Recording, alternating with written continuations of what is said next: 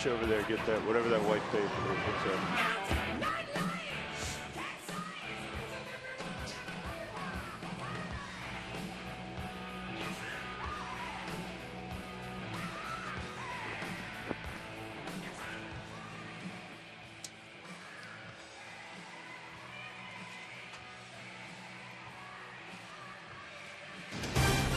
Colorado Rockies baseball on FSN is brought to you by Aflac. We've got you under our wing. By E470 and Express Toll, the best way to save time and money. By Quest, get 2 free gigs back up online with Quest high-speed internet. By Toyota, Toyota moving forward.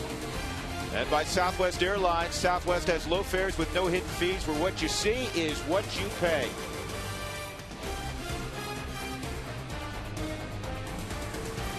Hopefully all the rain has moved out. Got some precipitation overnight. There's Freddie Gonzalez. His club had been struggling after a great start, but they seem to have returned to health here in Denver, as they have won the first 2 ball games, 8-3 and 3-1. And here's the Marlins batting order today for their skipper. Emilio Bonifacio will be up top. Then the kid, Christopher Coghlan, who went 2 for 4 in his big league debut on Friday night. Hanley Ramirez has been impossible. He's got 7 hits in this series. Ross Glode, who was with the Rockies briefly a few years back, Dan Uglett, John Baker, Cody Ross, Jeremy Hermida, and the big right-hander Chris Volstad, who is from South Florida. And they'll be opposed by Aaron Cook as we look at the Fidelity scouting report on Cookie. Well, as you look at this report on Aaron Cook today, you're going to see an awful lot of sinkers. Now we'll come back to the report here in just a minute. And the first pitch is high to Bonifacio. Yeah, we'll take a look at the Fidelity now, what we bring into this. See the fastball, 88-93. That's pretty good for Cookie. 82-88. Showed some sliders in his last start against San Diego. The sinker tried to work to the middle of the plate and let it do its movement. Right here in the center of the plate, the slider will work away from the right-handers, in on the left-handers. The changeup, he doesn't show it very often, but it'll range 77 to 83 miles an hour. 2-0 on Bonifacio, and now 3-0 on Emilio. You'll see a lot of those pink bats this afternoon, and as Alana told you a few moments ago, they'll be autographed and auctioned off on MLB.com. Man, 4-pitch walk, you rarely see that. They'll be auctioned off on MLB.com, and the proceeds will go to the Susan B. Komen Foundation to raise money for breast cancer research. So Chris Coghlan will come up. Bonifacio, one of the fastest men in the game, at first base.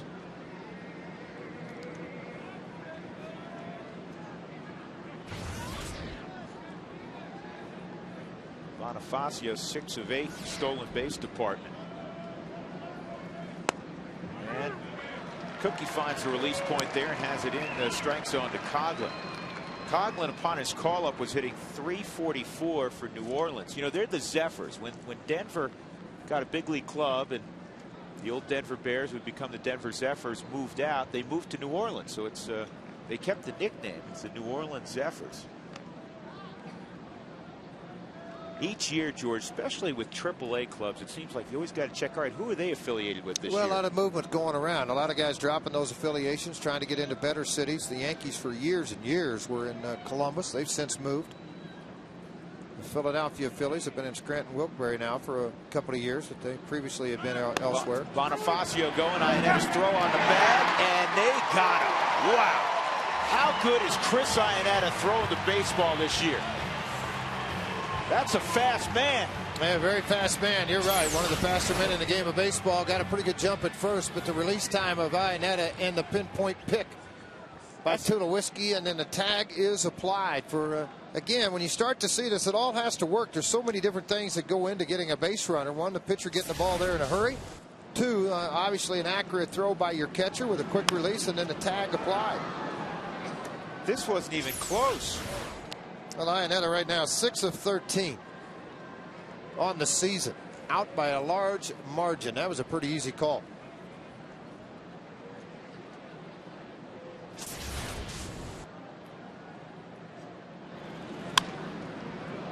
And that's fouled off.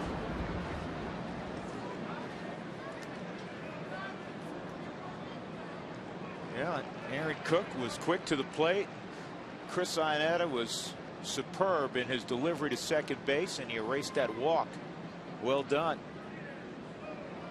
Here's the 0-2 again on Coghlan, and he got him with a slider. 2 outs. That'll bring up Hanley Ramirez. Let's look at the defenders for the Rockies. Seth Smith again in left field. Dexter Fowler, after coming off the bench the last 2 days, is at center. Brad Hoffman right. Atkins, Tulowitzki. Omar Quintanilla getting his first start of the year. Helton, Chris Iannetta, Aaron Cook. Omar has been on the roster since opening day, and he's bided his time. We've talked about it before. He gets his work in. He's just superbly professional. He's a great defender. And as Clint Hurdle likes to say, he's got a little barrel to his bat. But Omar, with the logjam at second base with Barmes,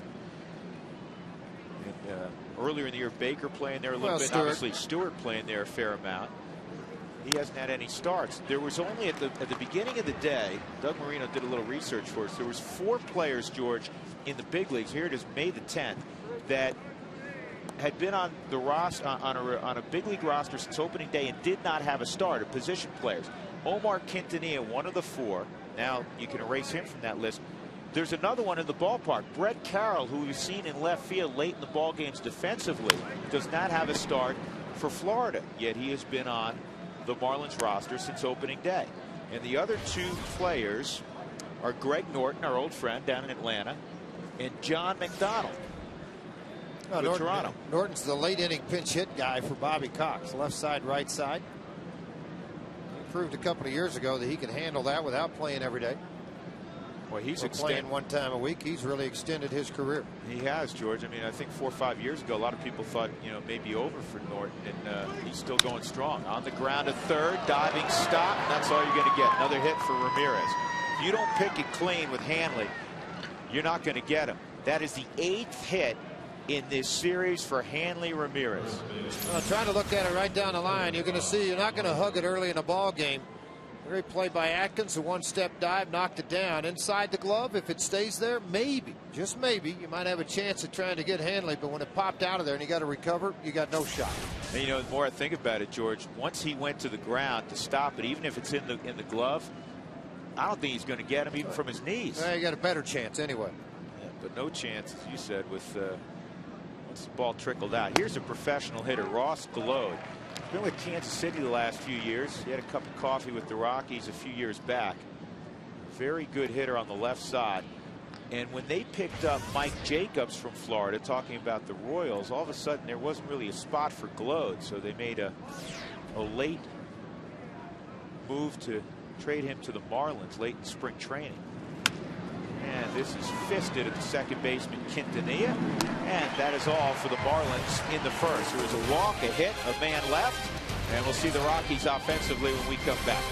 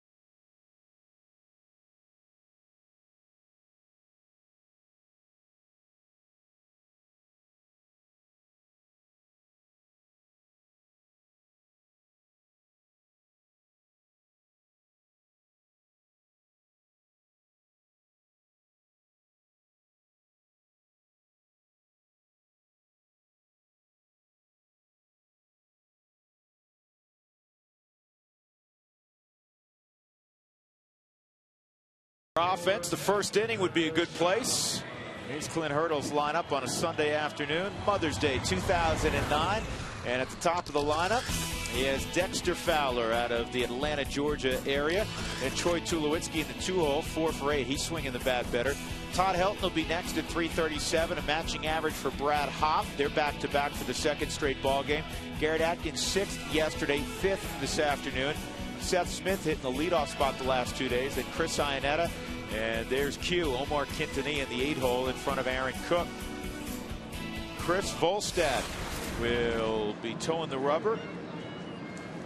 Some good pitchers have worn 41. I grew up watching a 41 who ended up in the Hall of Fame by the name of Tom Seaver. 6'7" out of Palm Beach Gardens, Florida. And the first pitch from Volstad is up high, ball 1. Volstad's a puppy, he's 22. He won't be 23 until the final 2 weeks of the regular season. #1 pick out of Palm Beach Gardens High School. And outside, ball 2 on Dexter. Volstad last year was 15 ball games, went 6 and 4. There's a bunt. Volstad to first, and he has him.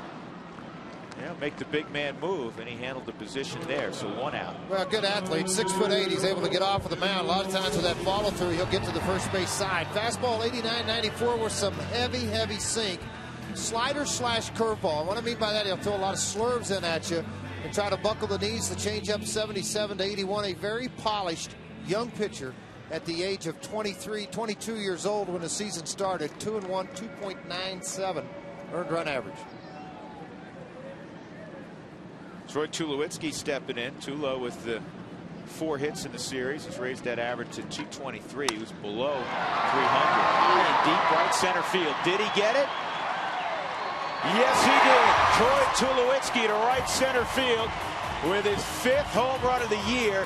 And the Rockies have an early lead. It's been a while since we've been able to say that.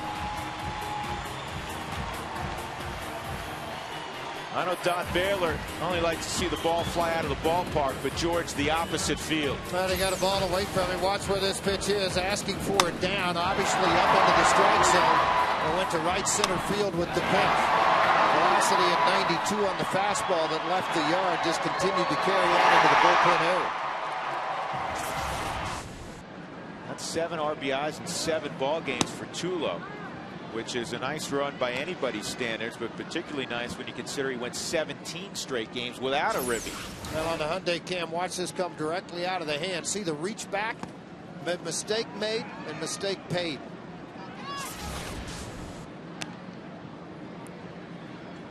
One ball, 1 strike on Todd Helton. Todd's 11-game hitting streak died last night. He was 0 for 4 against Josh Johnson. That was his first time seeing Johnson, and after the ball game, he had the appropriate adjectives, the highest of praise for a big league hitter when he says that guy's filthy. He blew his bat up a couple of times. Todd said, I never knew what he was going to do. Worked the changeup on him. 3-hole hitters have not done much against Volstad this year. They've only hit a .43, 2 for 14.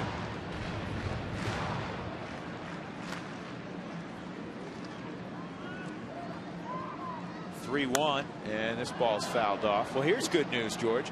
You know, the Rockies, when the opponent scores first, 1-15 this year.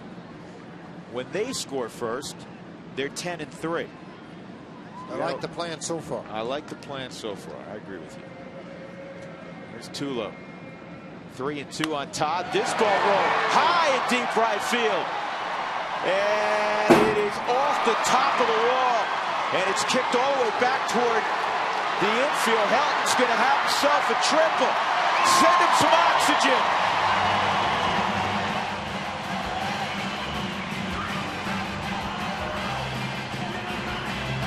2 pitches in a row have traveled nearly 700, 800 feet off the bats of Tulowitzki and Helton. Everybody in the ballpark, including Volstad, thought this ball was out of the ballpark. On your Hyundai slow-mo cam here, Helton gets it a little bit out on the end of the bat.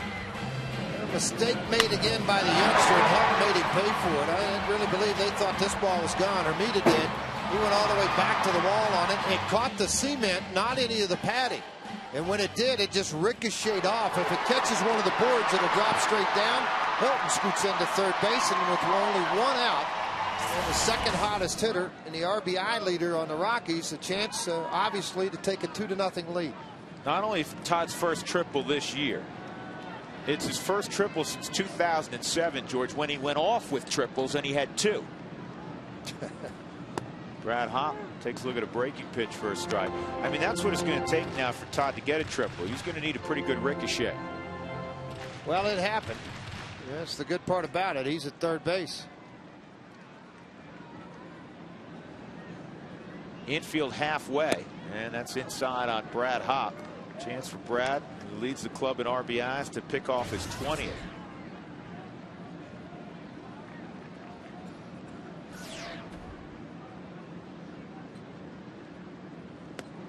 You know, his at-bats more and more, to a certain degree, are reminding me of Helton's at-bats, George. Sees a lot of pitches, spits on pitches that are borderline. Not chasing out of the zone anymore unless he gets drastically behind. You can see the average pitches he's seeing, 4.3. Goes to the opposite field well. And now he's ahead 3-1.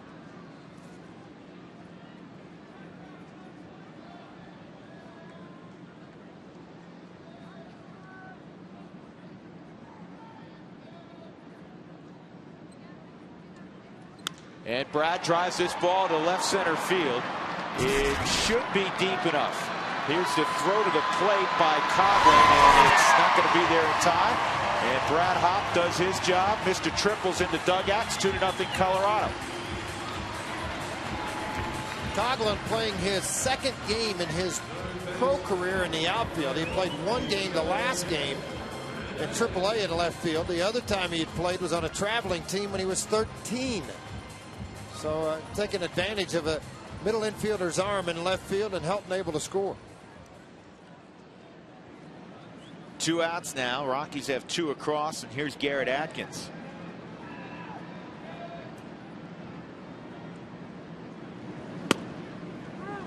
And that's in there for a strike. You can see the good movement on Volsted's fastball. That was in at 92. There's Todd. Check this out.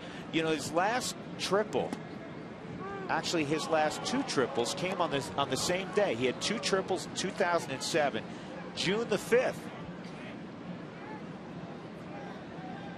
So you're saying he got all of them out of the way for the whole year? He got them all out of the way for a couple of years that day.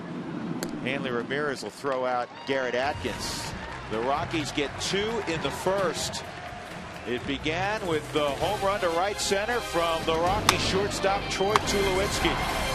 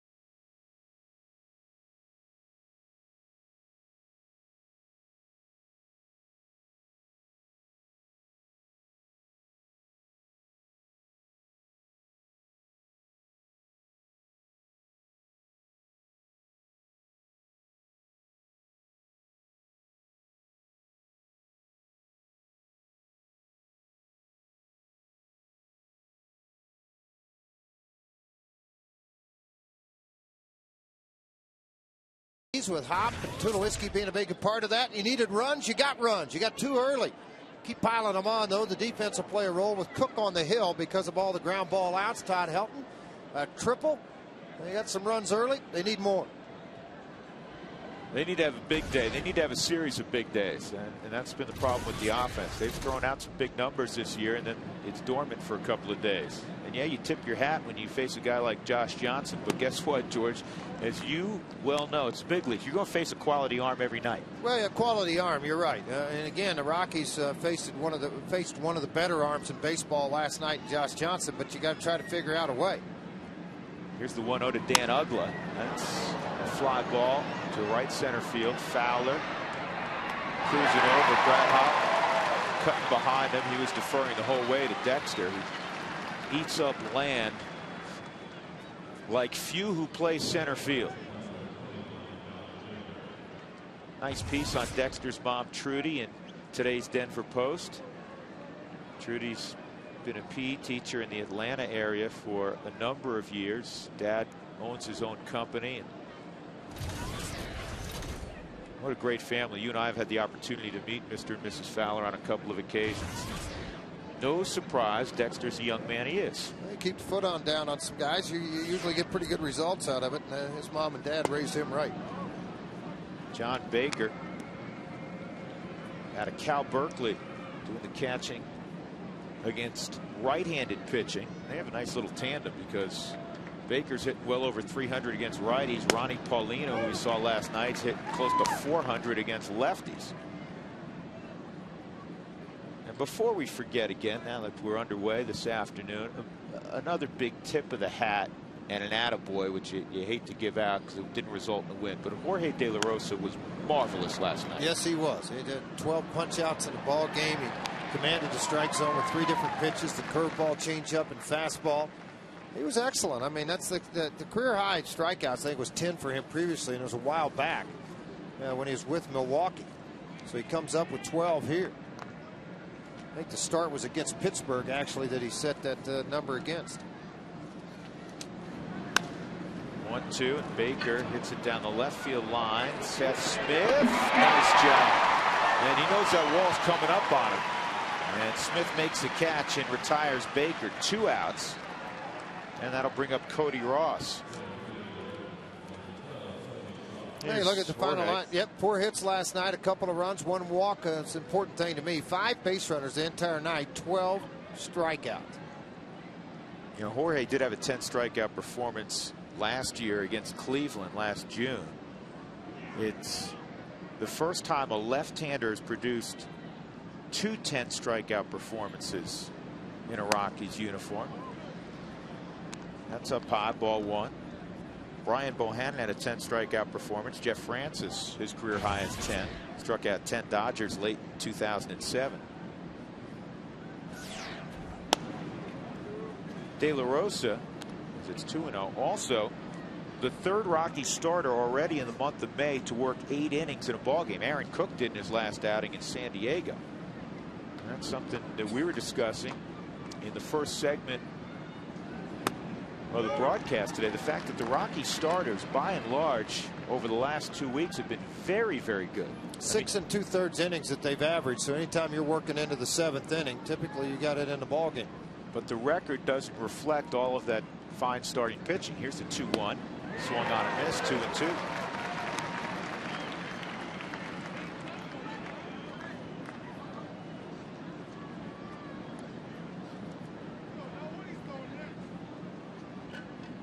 Cody Ross, a New Mexico native. Probably not a ton of players in history out of the state of New Mexico. And a hard sinker, strike 3. Foul tip handled by Chris Iannetta. Second punch out of the ball game for Aaron Cook. And the Rockies will take a 2-0 lead to the bottom half of inning number 2.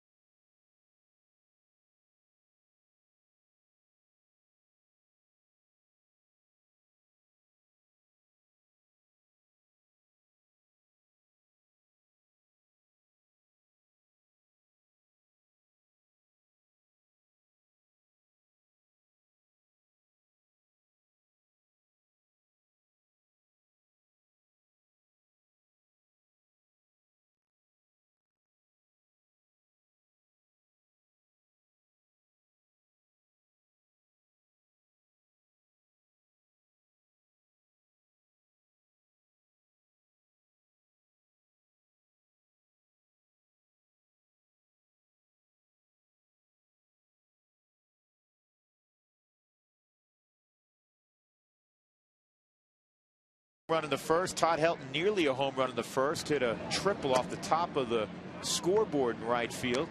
Brad Hopp brought him along with a scoring fly ball to left. Seth Smith leading things off 1-0. Chris Volstad's next pitch is fouled off. Let's take a look at the Toyota defensive alignment for the Marlins.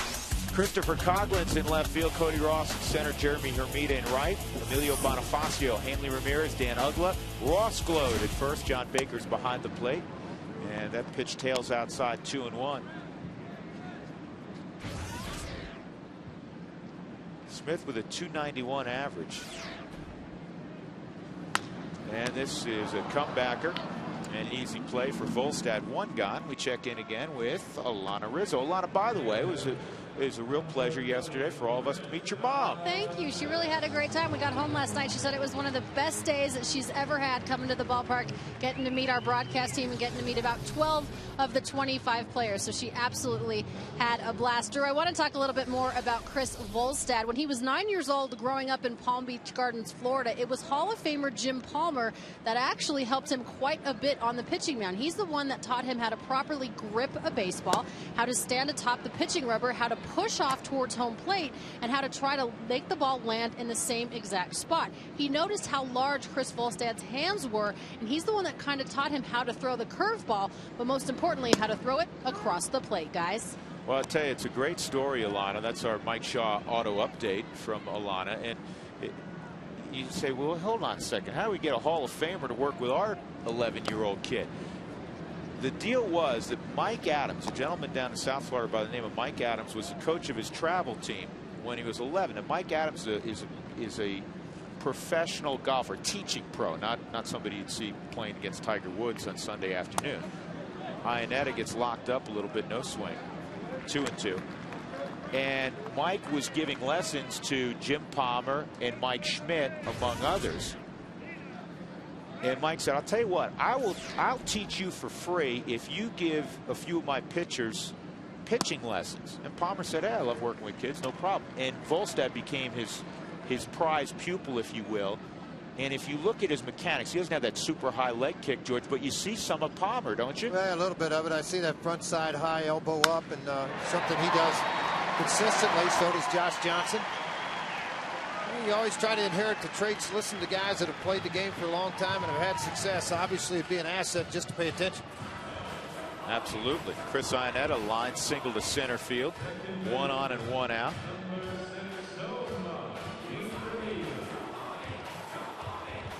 Omar Quintanilla will be coming up.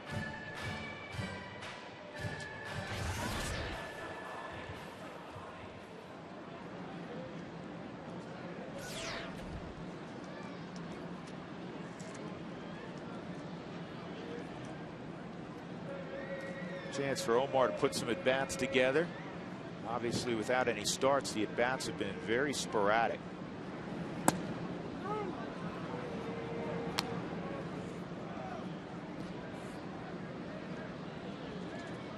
Very well-respected member of this ball club is Omar Quintanilla. Grew up in El Paso, went to the University of Texas, was a big star there. Played with Houston Street there. 0-2. Won a national championship for the Longhorns.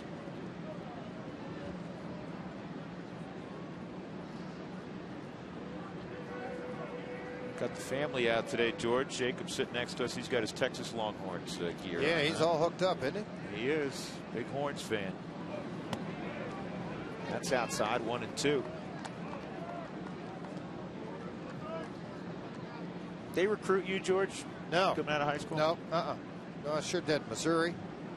It was one of at that time big 8 schools. Kansas, Kansas State, Oklahoma, of course, Oklahoma State. I was going to play basketball. This game moved too slow. You made the right choice. I guess. 6'5" now, George. You've been a small point guard. Yeah, that's right. Yeah, it's amazing how much better you get when you get over 40 in basketball. Yeah. Stories get better too. Well, you just don't run as hard, but you can really shoot it.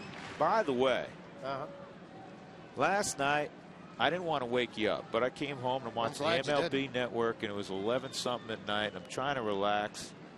And there you are, front and center on the tube. It was the 81 World Series. Yeah, what are you going to do?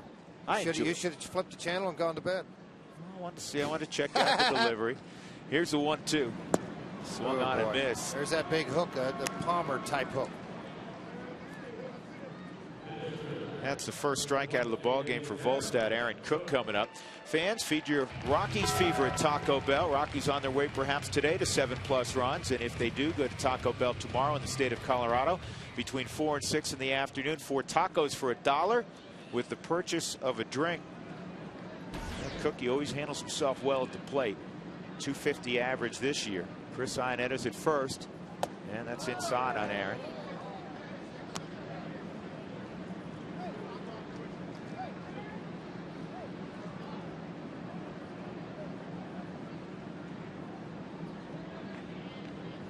Aaron enjoys this part of the game. He's a great competitor.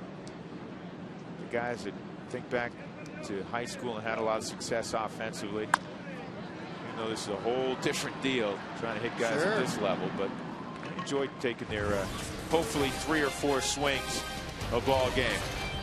We'll go to the third. Rockies up 2-0.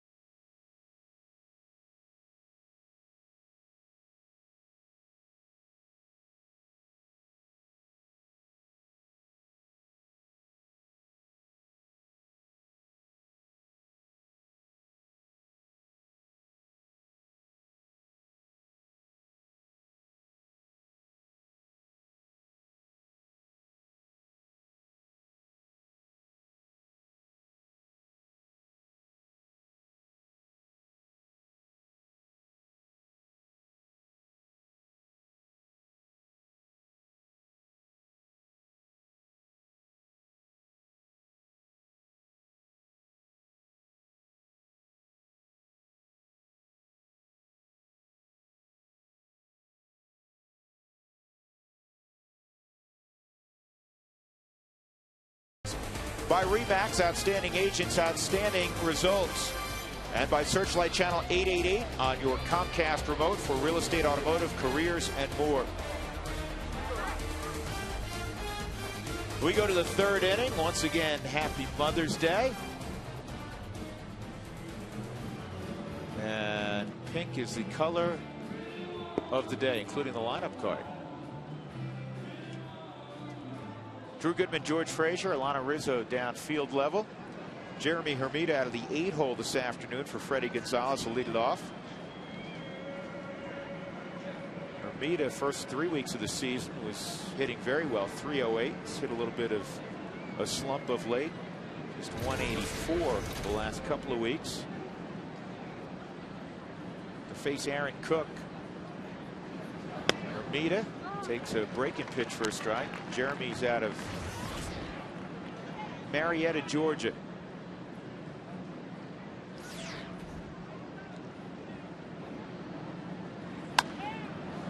High in the air down the right field line. This is going to settle back into the seats.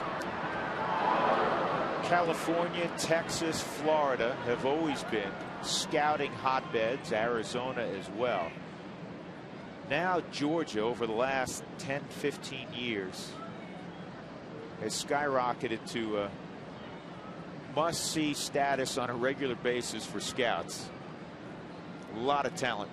Well, along that old coast down in that area, North Carolina has produced an awful lot of guys in the big leagues too. This could be a tough play. And Aaron Cook and Todd Helton handled it nicely. Good play by Todd. That football background came into play there again. A little option pitch from the old Volunteer. Well, he did PFPs a couple of days ago, and this is where, as a pitcher, you're not going to get to the baseball, so you eliminate that and go straight to the bag. Cook recognized it and took off for the baseball. And the reason why, folks, is your second base, you see Quintanilla coming from behind. Helton's going to make that play. So as a pitcher, you go straight to the bag. You don't hesitate at all. Did you ever find it, George, on those? It's tough because you're trying to find the baseball and then stab with your foot to find the bag. That's why you take short, choppy steps before you get there. You don't go in with long strides where you're out of control to where you can't stop yourself. So as a pitcher is where you get short and choppy and glance down to where the bag is. And then once you kind of get a visualization, you'll find it. And the ball's coming right behind it. Stamp at it a couple times, right? Well, you don't want to. Yeah, and the most important thing is stay in the fair territory side of the bag on a corner. You don't want that back foot hanging off the side of it where a base runner could get you. Did you ever get the Achilles spike? Absolutely, sure did. It was Kurt Gibson got me in Detroit. That's not the guy you want to get you. 1-1 on Volstad. Or Michigan State All-American receiver. Old Tiger fans know that. Our buddy Tom Helmer out in center field, he knows that Kirk Gibson was an All-American football player at Michigan State. Clint Hurdle also. That was the team he followed growing up. Look at that, man. Well, he's a Wolverine fan, but he's from Michigan. Volstad fouls it off and it knocked the helmet off his head. Yeah, hit him in the eye, I think. Right up on top of the forehead. Watch this ball hit home plate because of where it is. And a little backspin, come back up and caught it. Wow. Remember last inning I was saying Aaron Cook and Joyce hit? I don't know if Chris is enjoying it right now. Well, probably not. Freddie needs a ladder to converse with the kid. I said hit him in the nose and shot back up. Yeah, you know what? They got a pretty big pitching staff. Last night Johnson at 6'7", this kid at 6'8". Play little hoops. Which Volstad did through his first 3 years of high school. Johnson did too. Johnson played for Scott Paddock at Jinx High School.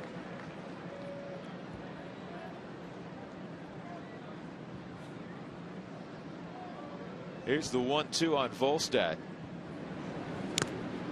And he got a piece of the slider. We were talking an inning ago about strikeouts in a game by Colorado Rockies pitchers after De La Rosa got 12 last night. The all-time best for a Rockies pitcher, 14. Darryl Kyle, the late Darryl Kyle, in '98 Montreal, struck out 14 Expos. Sean Chacon struck out 13 Astros in 2001. Hard hit ball. Helton has to go to the ground again, and he'll find Aaron Cook again.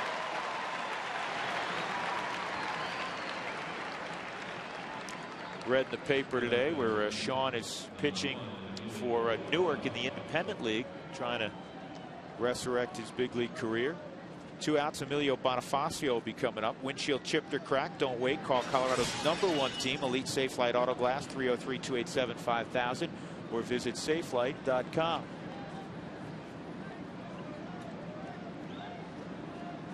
Bonifacio walked on 4 pitches to begin the ball game.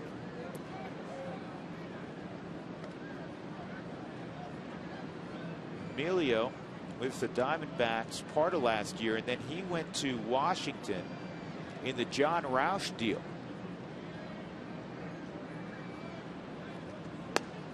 And there's a strike. Because Roush has had his struggles in an Arizona uniform, former closer for the Nationals.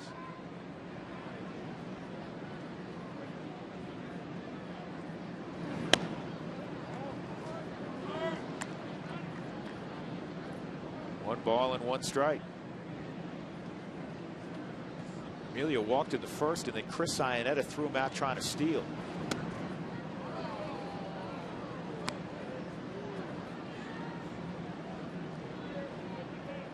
Two and 1 on Bonifacio, hitting .327 at Land Shark Stadium. George, don't be thrown off. Don't be thrown off by that. Help! You're still all by yourself. Yeah. Don't worry about anything else. What'd the other 7 guys go out in the field for? I mean, we needed a catcher, but why were the other 7 out there, George? I'm not sure. Not with this Gold Glover at first base. Nice inning for Helton and Cook.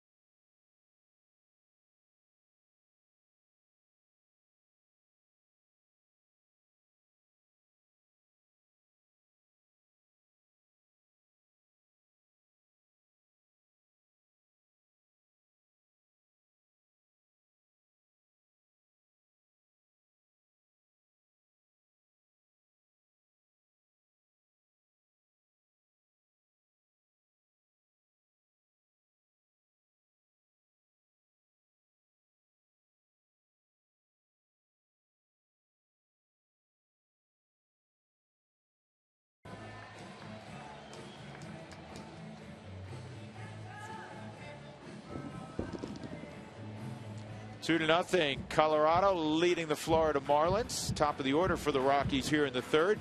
Time for our Geico quote of the day, Yogi. I never knew Yogi said anything anybody wanted to repeat. You give 100% in the first half of the game, and if that isn't enough, in the second half, you give what's left. I like it. That's just all I can do is laugh. Yeah. I was around him 3 years, so all I can do is laugh. Not surprising. Were you ever like the Aflac duck, George, where you kind of looked and shook your head? A lot of people were. Dexter tried to bunt his way on. That's something he wants to make a bigger part of his game. Fouls that pitch off. It's 0-2. Fowler brought a .267 average into the ball game. .310 righty, .246 lefty. Outside 1-2. His on base percentage at .343. And whoa, that's pretty good play. And then the foot race, Ross Glode wins it.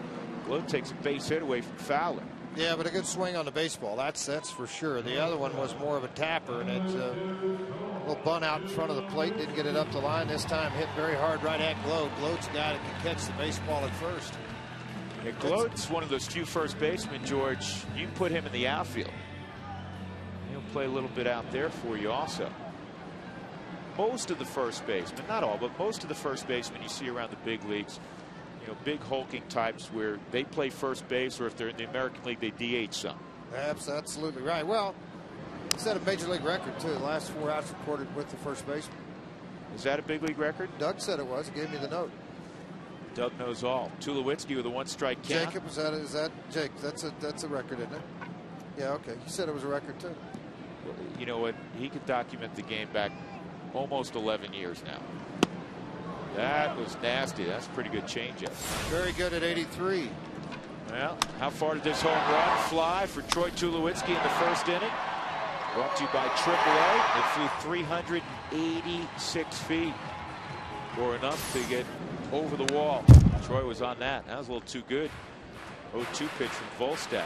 If you haven't checked out the mini plans with the Rockies, you need to do that. They got prorated season tickets plus mini plans of 15 to 25 game packages. So great savings over the individual ticket prices.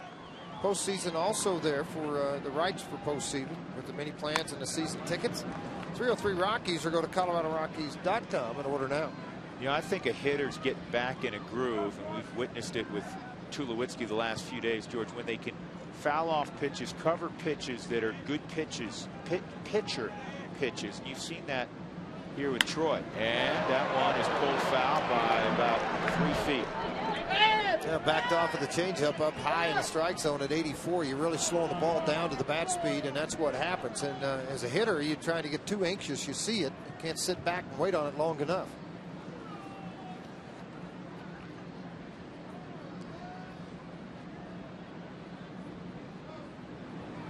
And a line drive base hit on an 0-2 pitch. That was an exceptional at bat. And that is emblematic of Tulowitzki, completely removed from the doldrums. Well, the big thing is not pulling off the baseball. I think that's the one thing. You see him take this ball to right field, the ball down and away. Earlier, you'd see a much bigger swing. This pitch was at 94 miles an hour, folks, on the Hyundai cam. You can look at it. Before, you wouldn't have seen this stay on the baseball as long as it did there. Pretty much the same swing he's had, other than the head staying on the baseball and seeing it, hitting it where it was pitched. Two best offensive players in this series, the two shortstops, Hanley Ramirez, Troy Tulowitzki. And around the batting cage Friday afternoon before the series officially began, those two came together, shook hands, gave each other a little bit of a hug, and wished one another well.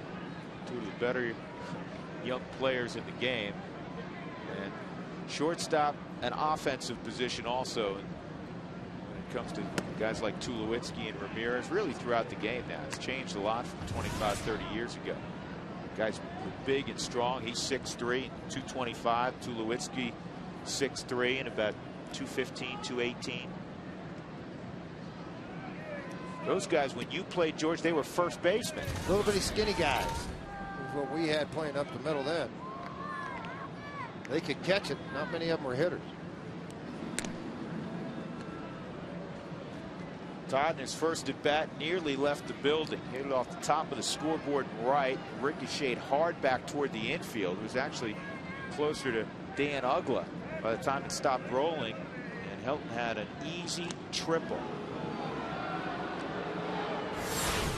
Well, the thing that got the triple for Todd Helton is in right field on this auxiliary scoreboard. Look at him right on that beam by the Washington, Arizona school. When things are going right, you have a little luck that goes with you. I think he caught some there. 1-0. Todd drives this ball well to left center field. And the wind's going to hold it up a little bit. Coghlan gets over and makes the catch.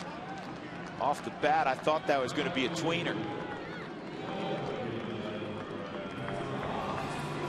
Stayed on that well.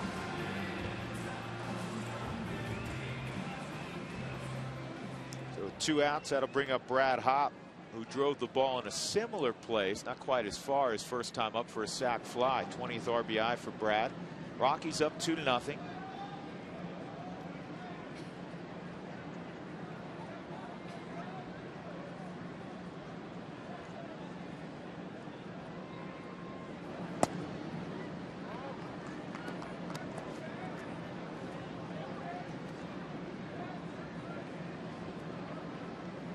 Going back to last year, the Rockies have lost 3 straight against Florida.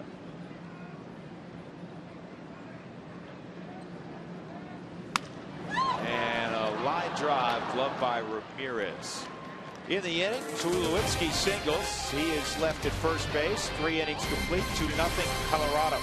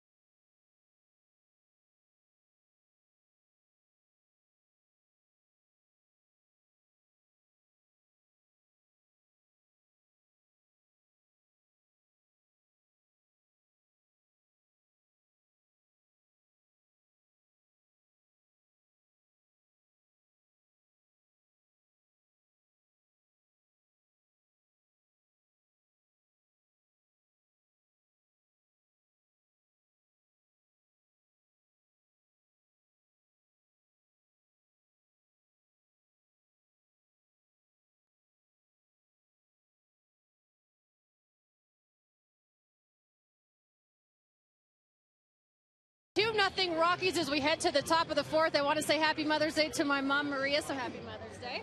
Time now for our Aflac trivia question. In 2006, rookie Anibal Sanchez was the 4th person in Marlins history to pitch a no-hitter. So who were the first 3, guys? How about that, too? Thanks a lot. And happy Mother's Day to Maria. We mentioned earlier we got to meet Mom yesterday. Happy Mother's Day to my wife, Christy, who's enjoying Mother's Day right now because my father-in-law, Tom, has the boys at the ballpark. Jacob's up with us. Zach and Gabe are sitting in the stands. And, George, I know you have some mothers you'd like boy, to do I ever. pass Talked to on. Mom today. She's 91 down in Springfield, Missouri. My lovely bride, Kay, is playing mom to Georgia. Everybody else is gone. Make sure that right-hander checked in this morning. Oh, he did. He got in about 4:30 this morning on the trip home from Charleston, South Carolina. He got home a little late this morning, but did get up to call Mom. Good deal. Chris Coghlan behind 1-2, leading off in the 4th inning for Florida. He struck out his first time up. Aaron Cook's been very good. He's retired 7 in a row. Walked 1 and gave up an infield hit to Hanley Ramirez in the first. That's it. Cookie looking for his 2nd win of the year. He's in a good place right now. That downer just a little bit south of the strike zone. 2-2.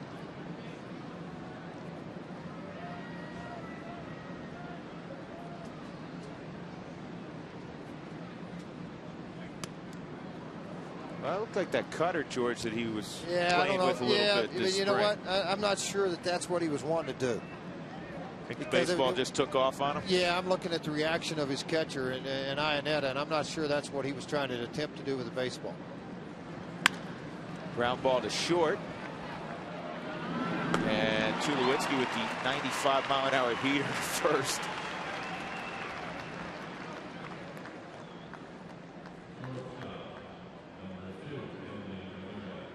He's one of those guys, you show up, George, back in high school, and you watch the guy throw from short, and you're the opponent, you whisper to your assistant coach, you go, I bet you he's the closer. Well, that's what typically happens. The shortstops come up to the mound late in ball games. So it's the best athletes typically in high school.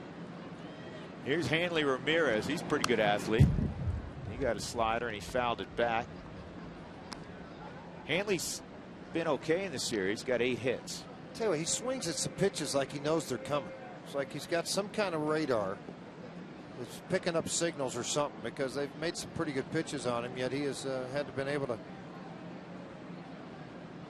take care of business. 8 for 10, a home run, 3 RBIs, 4 runs scored, a couple of stolen bases.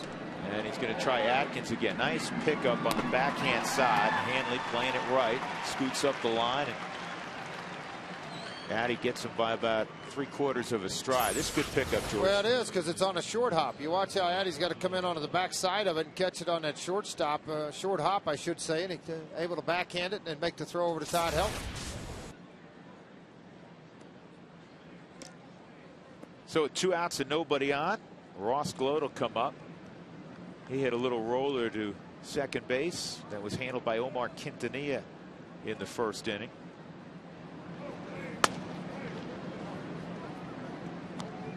Ross Gload didn't exactly grow up in a bastion for baseball talent, a mecca, if you will. He grew up in the Hamptons.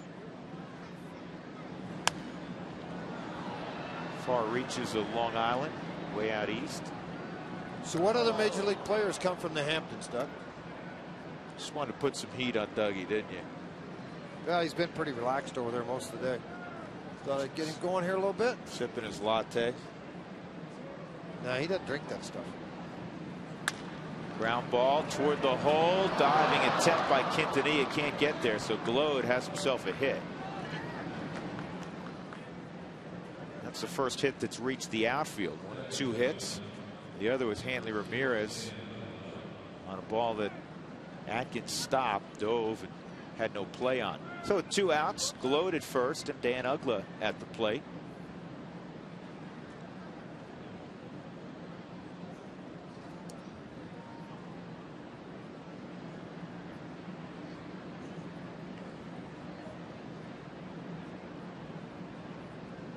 '29-year-old, 11th round pick in 2001 by Arizona. All-American at Memphis. Since '06, he leads all big league second basemen in home runs. There's some second basemen now in the game that can hit it over the wall.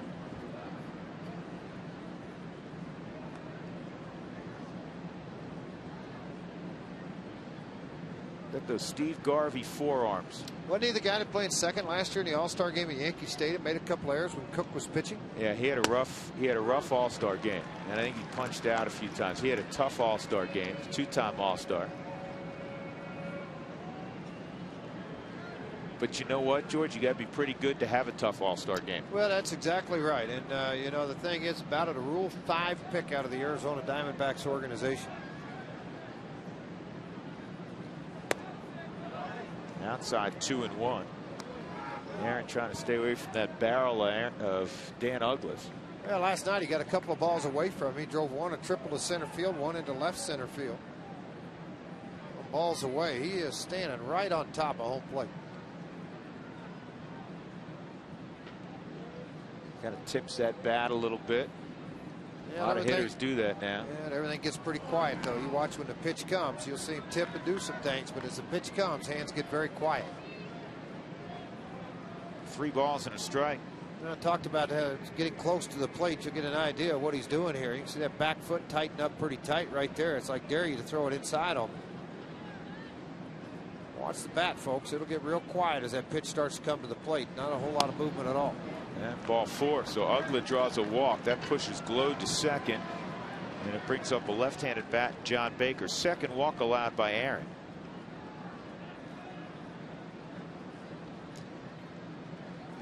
So the catcher, John Baker. He fouled out down the left field line. Nice running catch by Seth Smith in the second inning. Baker's an interesting story. He was a great student in high school. He was second in his class at De La Salle High School in Concord, California. Great football power. He played football his freshman year as a 2A starter. And the coaching staff wanted him to gain 40 pounds. He was a center and a linebacker. He said, I don't want to gain 40 pounds. Kept on playing baseball. He wasn't recruited really by anybody at a high school. Pepperdine showed a little bit of interest. He ended up walking on at Cal Berkeley because he wanted to major in political science, thinking about law school and going into government. And all of a sudden things started to really blossom with his baseball career. Became a 4th round pick of Oakland after his junior year at Cal. He fouls this back. He's got a good looking swing. Yeah, he really does. I mean, it's you watch what he does up there at the plate. Again, everything very quiet on the backside, hands very quick to the baseball. Came up last year. He was impressive when he came up with Florida and caught him in September or August, whenever it was. The Rockies went in there to play. He was just brought up. Trainer was hurt. Did a really nice job. And now Matt Trainer, so many years with Florida, has now moved on, and it's Baker and the recently acquired Ronnie Paulino. Here's the 0-2 outside, 1-2.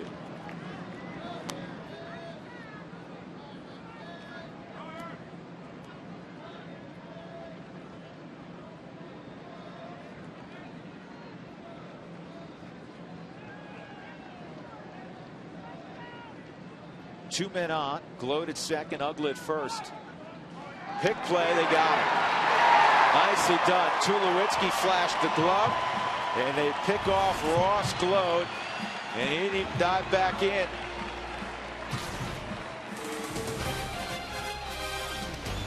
That'll work. 2-0 Colorado, middle of 4.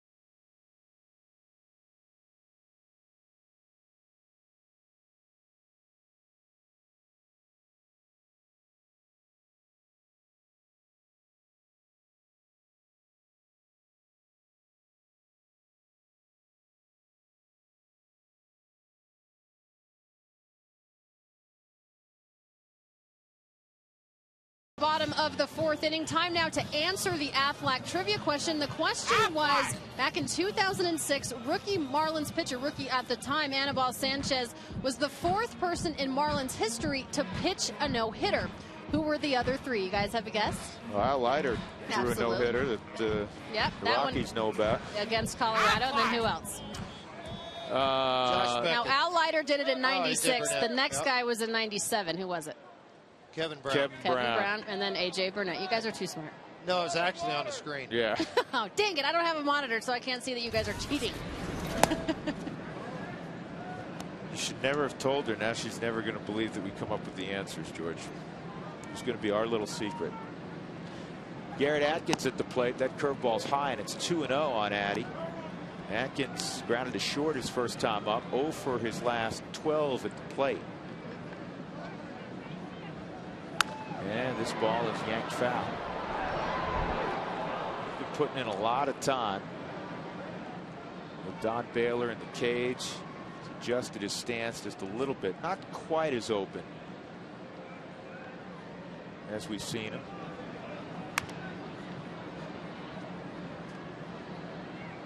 Two and two.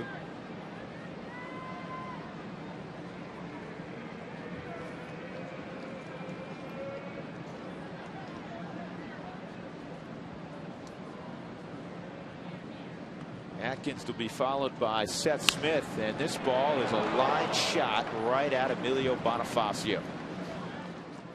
And can't hit it harder than that. Nothing to show for it. 1 out. Seth Smith coming up.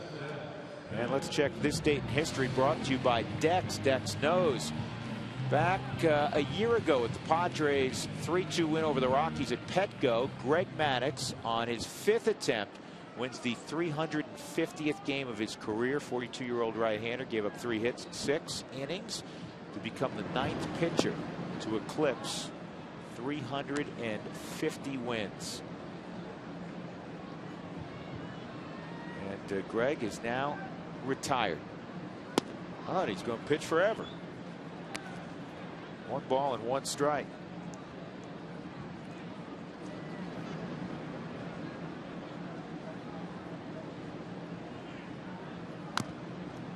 Good changeup by Volstad. Got a nice little rotation. It's very young. Josh Johnson, Chris Volstad, Ricky Nolasco.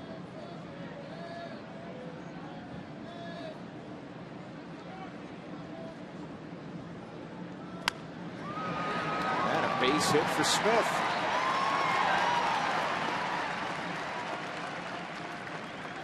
You know, his average is right around the 300 mark, but one of the reasons that Clint Hurdle's been throwing Smith out there of late on a regular basis is his on-base percentage is .443.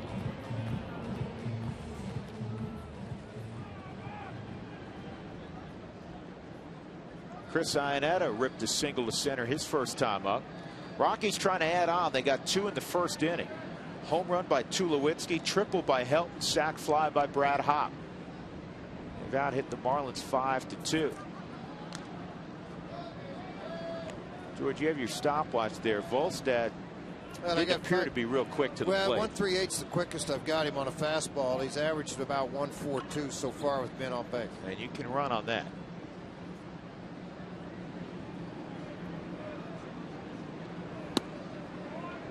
That's not a strike. Ball 1. Time for our Mako big hit of the week. Monday, Rockies trailing 6-5. Bases loaded. Clay Meredith almost stumbled when he saw that ball go out of the ballpark. A grand slam for Chris Iannetta. And the Rockies will win 9-6 against the Padres. The big hit of the week brought to you by Mako.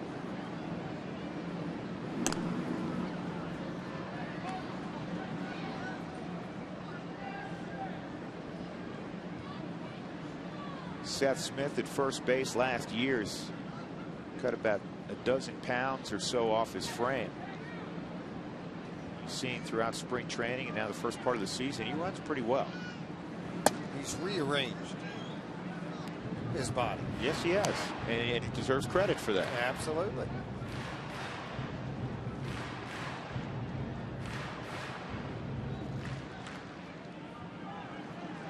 Smitty's attempted 1 stolen base this year, and he was successful. Here's the 2-0. And this ball is hit in the air to left field pretty deep. On the edge of the track, Coghlan makes the catch.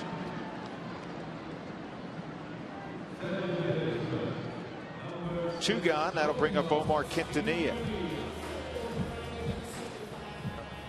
Well, the Houston Astros, they stopped by on Tuesday. They'll be here through the 14th, May $12 hot dog night, and an international day with a pregame entertainment. Purchase tickets for this ball game at one of the Rockies outlets, or stop by the ballpark, pick it up on your way in, or just go online at ColoradoRockies.com.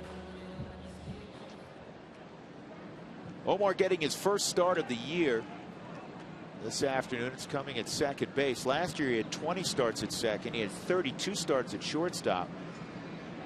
Tulowitzki was hurt.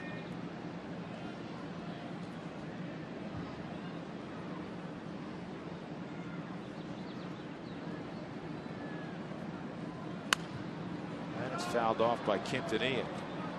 You know, hitters can get all the swings they want in the cage, live batting practice out on the field. They can do flips, tee work, but nothing replicates being in a game. Well, exactly. And I mean, it's as I say, the stands are full. There's 4 umpires. There's another team throwing it. A lot of things change for you. That's why some guys are 4A players, some guys big league players. You're going to handle the situation of what they're in. It's much more difficult for what Quintanilla is going through, sitting this long and getting very few at bats. It's hard on the timing. You hear players just, you know, if they get nicked up and miss a 2-3 ball games, they always mention, man, I hope my timing's okay. You say, boy, just 2-3 days, but that's all it takes sometimes, being out of there, to just throw off the timing a smidgen. Well, athletes program. It's just like a starting pitcher that all of a sudden you get a rain delay and he gets pushed back a day and he's got 6 days to the 5. Sit for a while in the bullpen.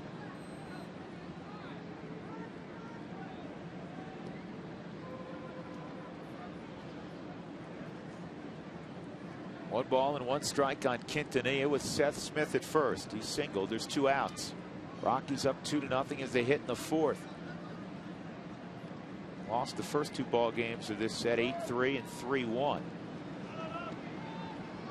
Tomorrow's an off day. The Astros come a-calling on Tuesday. Houston leading in the 7th inning at home 9-4 over the Padres.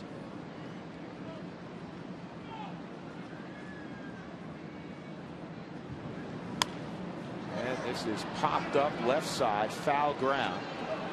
Bonifacio makes the catch, and Volstad works a scoreless 4th inning.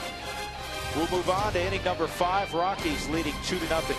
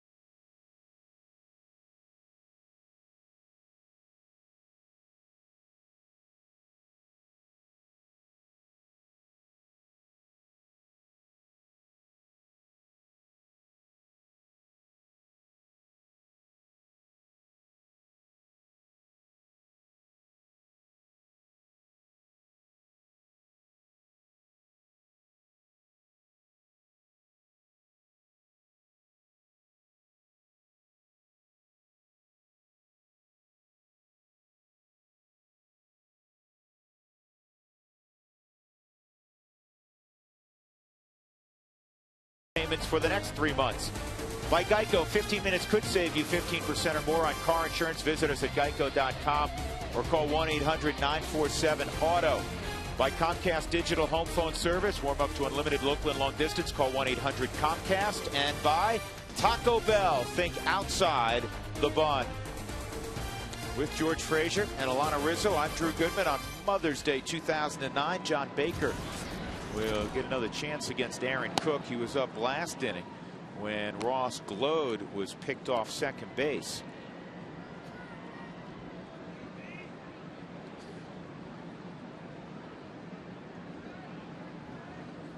Outside 2-0. Dodgers entertaining the Giants today. Dodgers leading the division naturally. Tim Lincecum on the hill for the Giants. I like the Giants' chances. Every time Lincecum's out there, I like the Giants' chances. By the way, Drew, Doug Marino, you ask him something, you know what happens? It's a wonderful thing. Who came from the Hamptons other than Mr. Paul Glove? Ross Glove. Who do you think? Well, I know the answer. No, you do know the answer. Carl Yastrzemski was pretty good. Carl Yastrzemski was obviously tremendous. And Paul Gibson. Because I remember asking that question a couple of years ago. I remember when you asked his name came out. So Paul Gibson also. Just two. I don't remember Paul Gibson. Just two. He played 88 to 96. Right-handed pitcher. Okay.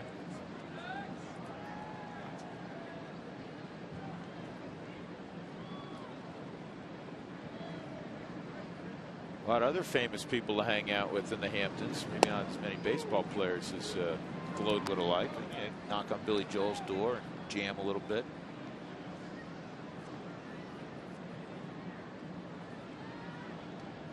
Three and 2 on Baker. What do you think, George? Dolphin Stadium, now Landshark Stadium. Yeah, I don't know sure what they were going to do with all of that. Baker's going to try to leg this thing out. Did he get there? No, good play by Atkins. Just did get him.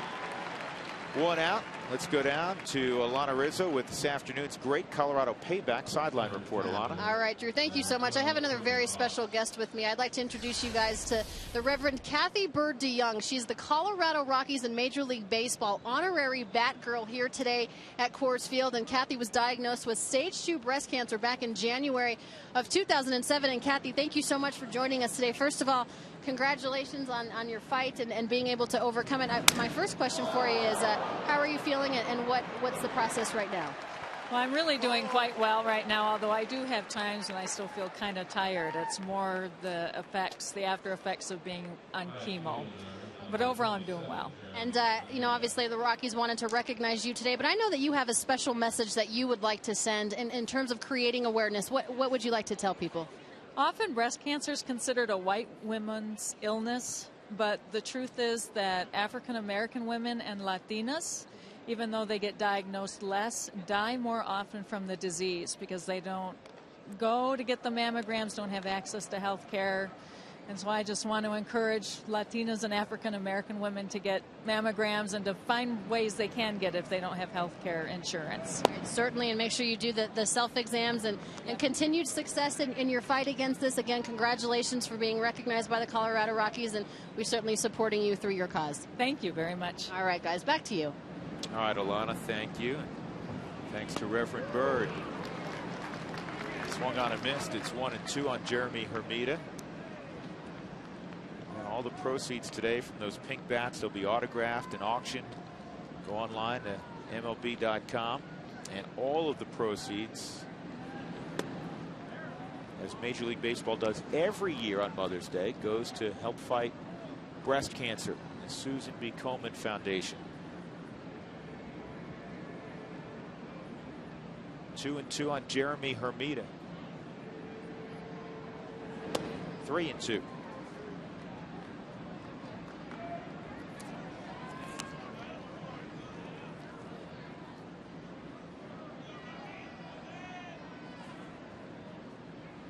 Florida at 17 and 14 beginning play today. They were in a tie for first in the NL East with the Mets. This ball's pulled a long way to foul. And the Mets have defeated Pittsburgh 8-4. The Mets have won 7 straight. That's the longest winning streak in the game. Livan Hernandez with the win today for the Mets. They're starting to enjoy their new ballpark, George. They're now 11 and 6 at Citi Field. They lost their opening ball game there, as did the Yankees at their new facility. Ball 4. Hermida goes to first. 3-walk day for Aaron Cook. Except he's only given up 2 hits. And Chris Volstad will step up. Volstad hit the ball very hard at Todd Helton his first time. That was the inning Todd made all the plays. Major league record. Tied one.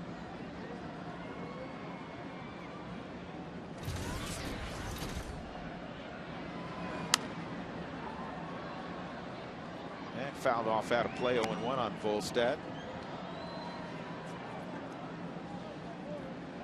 Volstad, a first-round pick, and signed for a hefty bonus out of high school. Had he not signed, he was headed to the University of Miami to play baseball.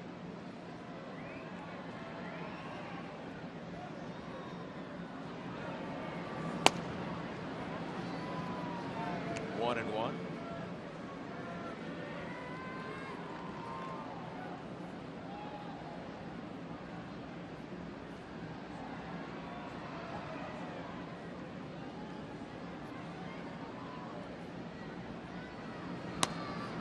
Buckled his knees. 1-2.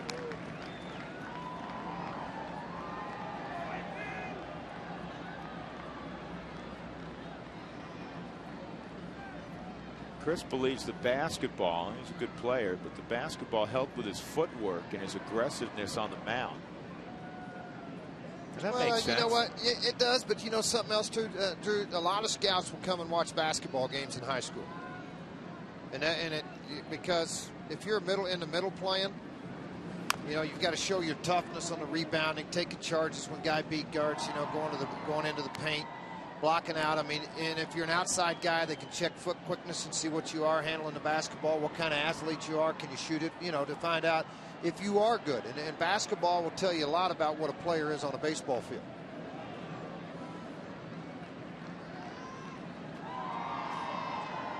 You hear that a lot. Football coaches, they'll go look at a guy play hoop, see how he does on the hardwood, also to check his feet out. Volstad's gone. That is strikeout number 3 for Aaron Cook.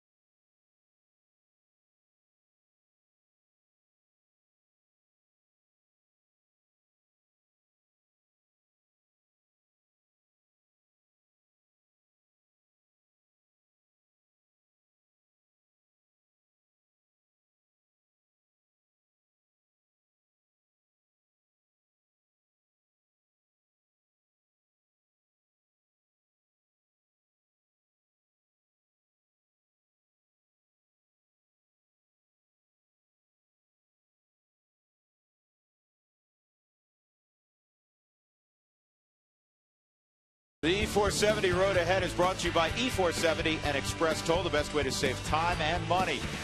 Tomorrow is the day to hang out, and then Tuesday, Wednesday, Thursday, the Astros are in town. Thursday's an afternoon ball game right here on FSN Rocky Mountain, and then it's off to see the Pittsburgh Pirates in the Steel City.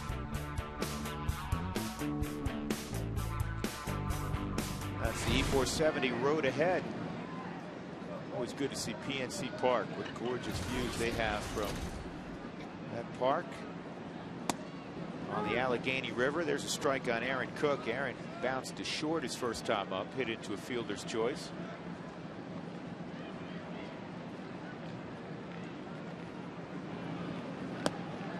Overhand curveball misses.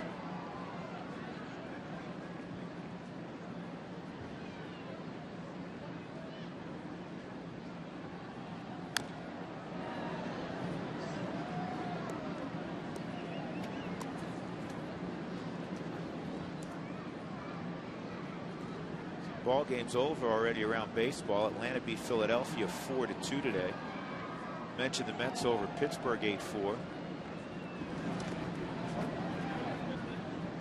2 balls, 2 strikes. Nate McLeod, love that guy. He's outstanding young center fielder. Hit his 5th home run for the Pirates. Again, the Rockies will see him next weekend.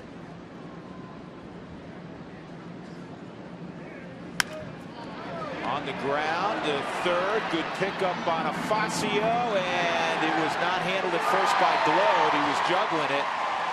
Kind of a short hop, tough play for Ross Glode.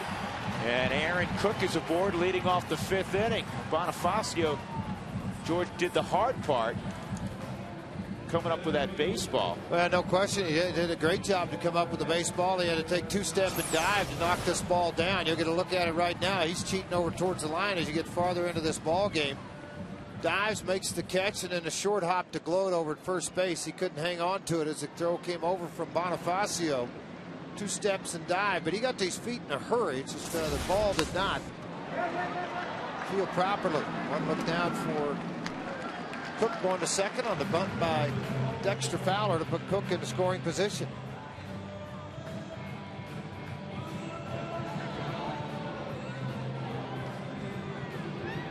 Now they finally scored that ball put in play by Aaron Cook, and they're going to give Bonifacio an error.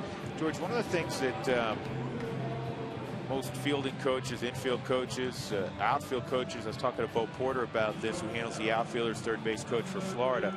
He said, I tell my outfielders 3 things. One of the 3 things he tells them: know who's up and know who's on base in terms of foot speed. Well, sure you do. Bonifacio dove there and he scrambled and he threw like Dexter Fowler's run, and he had Aaron Cook, who's a pitcher, running. He had a little bit more time. Well, he is running. He is a pitcher, and the thing is, in his mind, though, Cook is a guy that runs up the line hard every time he goes, and he's a pretty good athlete. And you go over the lineup before a game with everybody, and you say, all right, Cook can swing the bat and he'll run.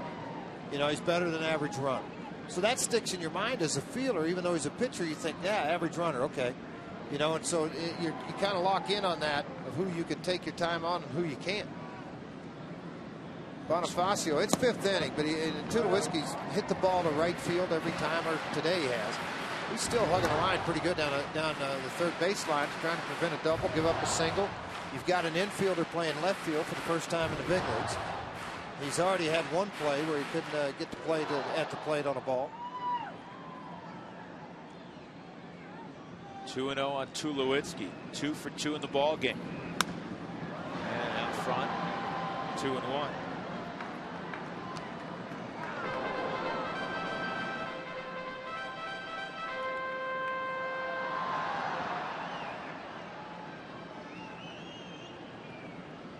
The clubhouse today, George, I want to say it's more quiet than normal, but this is a team that's not happy with what has gone on so far. No, they shouldn't be happy.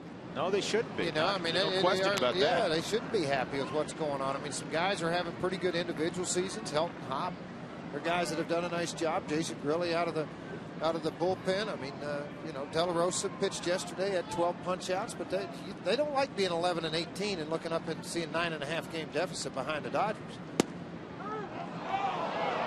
3-2. Helton's on deck.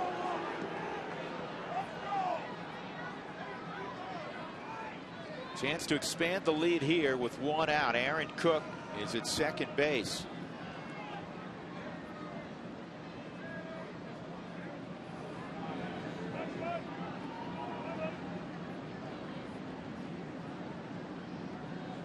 And pulled to deep short. Ramirez, outfield grass. And he'll throw out Tulowitzki. Well, that time played perfectly. Threw in the curveball at 84, changeup, excuse me, at 84 miles an hour, and got him out front. Got a ground ball right at him. Hey, by the way, Quest Military Appreciation Day is coming up, Memorial Day. That's Monday, the 25th of May.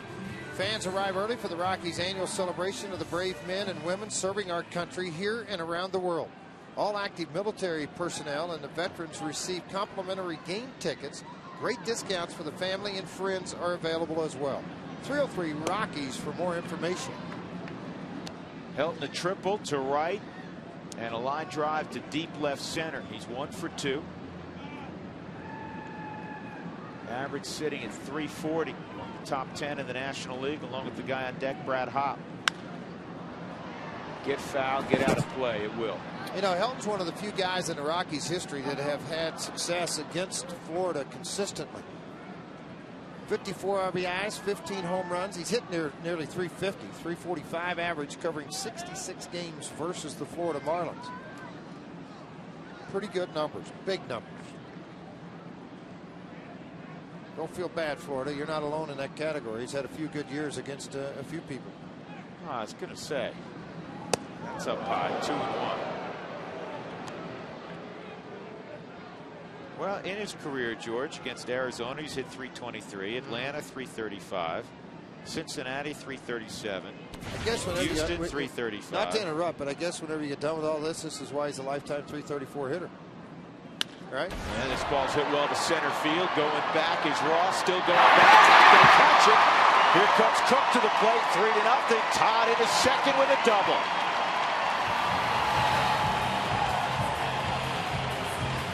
And that average against the Marlins rises a little bit more, as does the RBI total. 55 RBIs now against the Marlins in 67 ball games. That's impressive. On the Hyundai cam, you're going to see a pitch stay out over the plate. Look at how he track this. His body dropped down to where the pitch is being thrown, and it just elevated the baseball. And when I watched watching Ross in center field, he took back on an angle. He went straight back and then over, and just the ball curved away from him coming off the left-handed bat.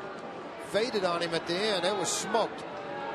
Well, this is a smart baseball play. Atkins is struggling. Hopp is not. It's right versus right instead of right versus left. With 2 outs and your club already down 3-0. Yeah, this is what the book says to do. So Garrett Atkins will get the hit with 2 men on. That double for Todd was his 477th in his career, 23 shy now of 500. He's 68th on the all-time doubles list. Now what is he, 7 hits shy of 2,000 now? I think that's right. He had one last night. 7 hits shy of 2,000. I asked him about that the other day during a pregame interview, and I said, what does it mean to you? He said, it means I need another 1,000 hits after that. Yeah, I'm sure that's probably a goal of his when he started playing the game.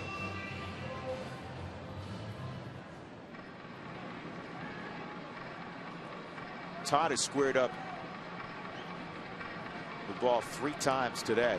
And think about it. He's gone to right. He's gone to left. He's gone to center. Hit it hard where it's pitched. That's all you can do as a hitter. Yep, that's exactly right. He was saying the other day, and I was talking to Clint Hurdle about this. Todd and I were talking off mic about sitting soft or sitting on a changeup, a breaking pitch, and being able to react hard. Very few hitters can do that. Well, I mean, it's and the reason why is because, okay, is it slider? Is it curveball? Is it split? Is it circle? Is it going to fade? Is it going to sink? Is it going to drop? I mean, there's so many avenues it can do it, but with a fastball, it's going to do one of 2 things. It's going to sink and sail from a right-hander. It may cut occasionally. Guys have cutters. But the majority of the time, it's a fastball, and you're adjusting to a speed. You know, that's, I think, with the curveball. And I mean, you sit up there. If you sit up there and sit curveball, slider, and changeup, guys that throw 85 will blow the ball by you. Yeah, it's hard to all of a sudden go, oh, man, there's a fastball. And you can't. Now, most guys, you have to do it the other way. You sit hard and then adjust, keep your hands back, try to adjust off speed. Todd can sit on an off-speed pitch, and he did it in that home run, that lengthy at bat a few days ago. He was sitting on a changeup because the book on that kid who was in the ball game said when he gets ahead, he's going to throw the changeup. So Todd would just sit and change up, kept fouling him off, and finally he said, I'm going to change the approach. Atkins swings through that. It's 1-2, and he hits the fastball out. I asked Ryan Spilborghs about that same thing. I said, can you do that? He said, it's really difficult. And he said, that's why you have to just look at a guy like Helton and go, some guys are just better. Well, yeah, they are. Some guys are a whole lot better. 2-2.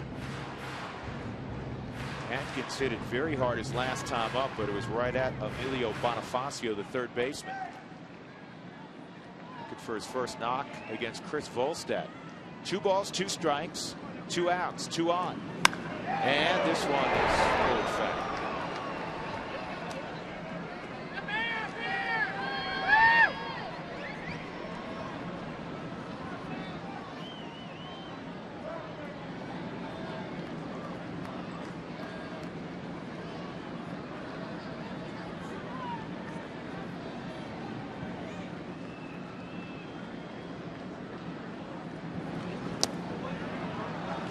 changeup. 3-2.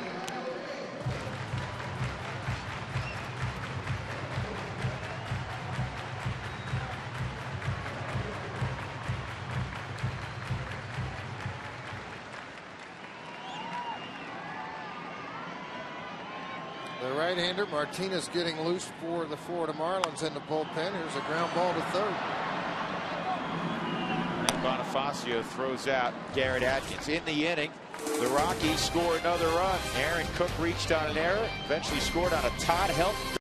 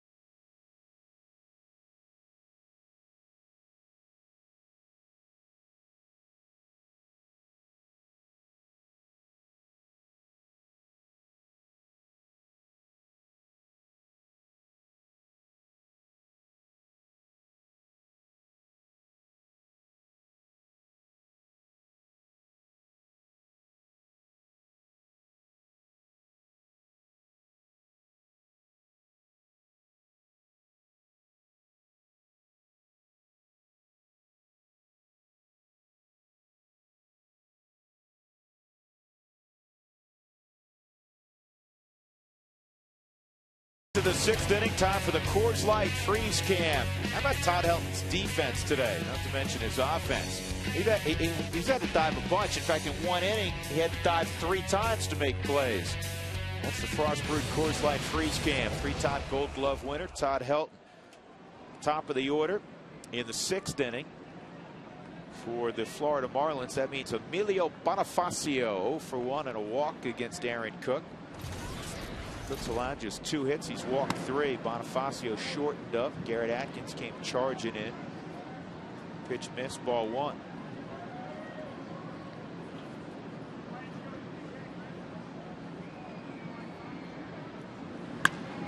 Hard hit ball, left field line. That's going to roll toward the corner. Bonifacio looking at it. Smith's going to get it back in and keep Bonifacio to a double.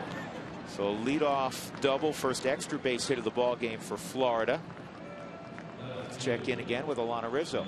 All right, thanks very much, Drew. Time now for our Excel Energy fun fact. Last night's starter Josh Johnson and fellow Marlins pitcher Ricky Nolasco, Anibal Sanchez, who is on the 15-day DL, and Scott Olsen became the first quartet of rookie pitchers in Major League history to each record 10 wins. That's your Excel Energy fun fact, and it only takes 1 hour for the surface of the Earth to receive enough sunlight to power the world's energy needs for an entire year. Find out how you can use the sun's energy at responsiblebynature.com. Drew? They're going to win a lot more games with the stuff they have.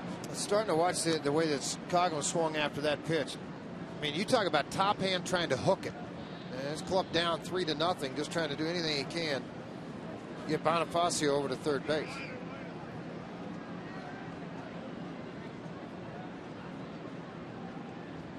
Oh, 0-1 on Chris Coghlan.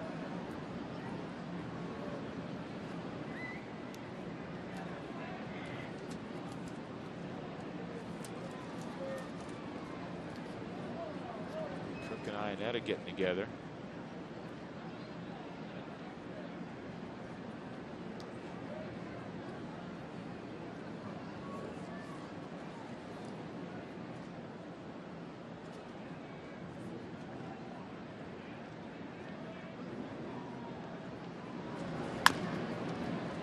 Slowly hit, it'll get the job done. Tulowitzki throws out Coghlan. And Bonifacio with the great speed, good read, moves over. And that'll bring up Hanley Ramirez. Well, the sun finally coming out a little bit here at Coors Field. Pretty good. The sun is always welcome. You mentioned how hot Ramirez had been. How about this? Runners in scoring position, nearly 500, 480, 12 for 25. This year, opportunity with Bonifacio over at third. The infield's back. I mean, they're giving him the run with a 3-0 lead. I mean, when he gets to the plate, he is ready to do damage. I mean, he is firing that bat the moment he gets in the batter's box. If it's around the plate, he's hacking at it.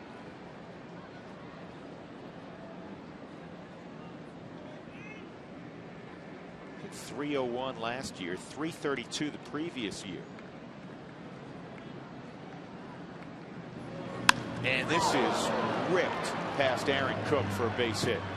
And Florida's on the scoreboard. You know what, Aaron, George, that thing was hit so hard. Aaron looked at his glove, and it was, when he finished throwing, obviously it's on the left side of his body as he turns. The ball was on the right of him. Look at this. Well, this is how hard it's hit. Yeah, on the Hyundai Cam, a pitch that's back to the middle of the plate, up a little bit. You can see it come across about that thigh level. Here's a look at what Drew's talking about. I mean, the glove on the other side looked up. The ball was into the outfield about the time Cookie got his glove up. That thing was scalded. That's his 9th hit in the series. He brought in a .412 average at Coors Field. The Rockies may send a limo for him to get him on the plane. Yeah, get him out of town. Yeah. Used to be certain pitchers you'd send a limo to make sure they got to the hotel in the ballpark. They're hoping this guy leaves the yard and gets out here quickly.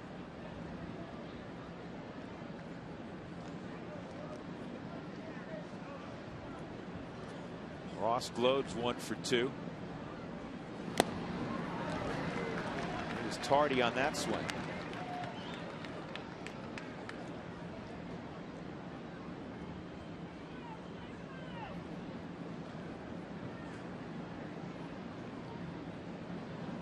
We were talking about some guys are just better than just about everybody else. Yep. That's the guy at first base, Hanley Ramirez.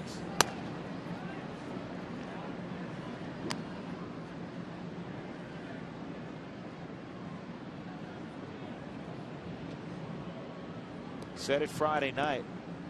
All the GMs around baseball, if you're starting with one position player in the game, he may get more votes than anybody.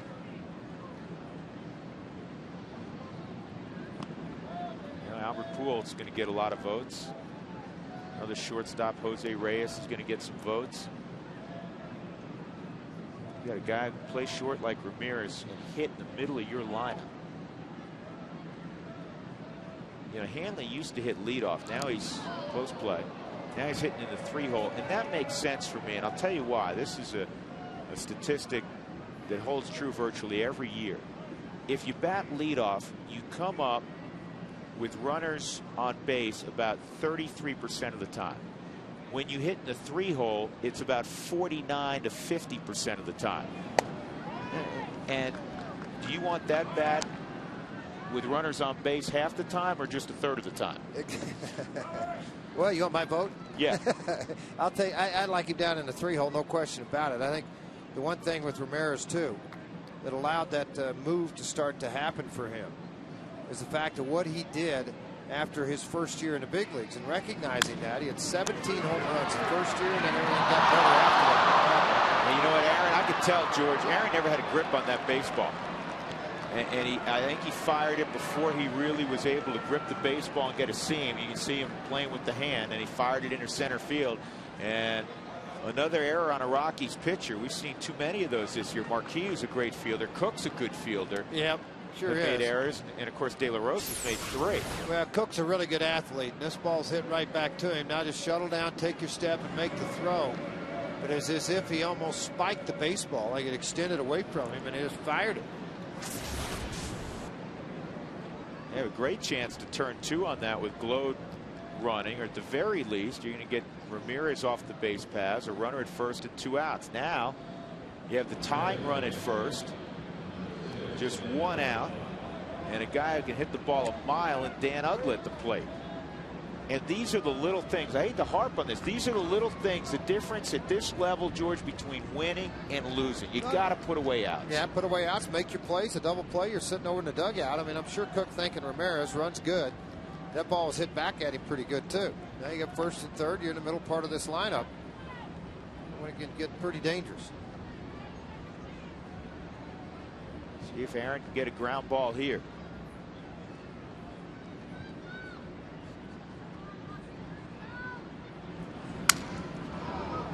Uggla's going to need new wood. Yeah, and if, you know, I think the thing with that hard sinker continued to pound it in on him. And the only reason I say that, Uggla seems with his swing right now to have a little bit of a golf swing. You know what I mean? A little bit of uppercut on the baseball. Front side flies out. He's trying to get everything to the baseball, but that thing just continued to grind in on his hands and just shattered the bat. See, when that bat shattered, George, the hand had to come off the bat. It broke literally right in his top hand. Well, it stung. It hurt.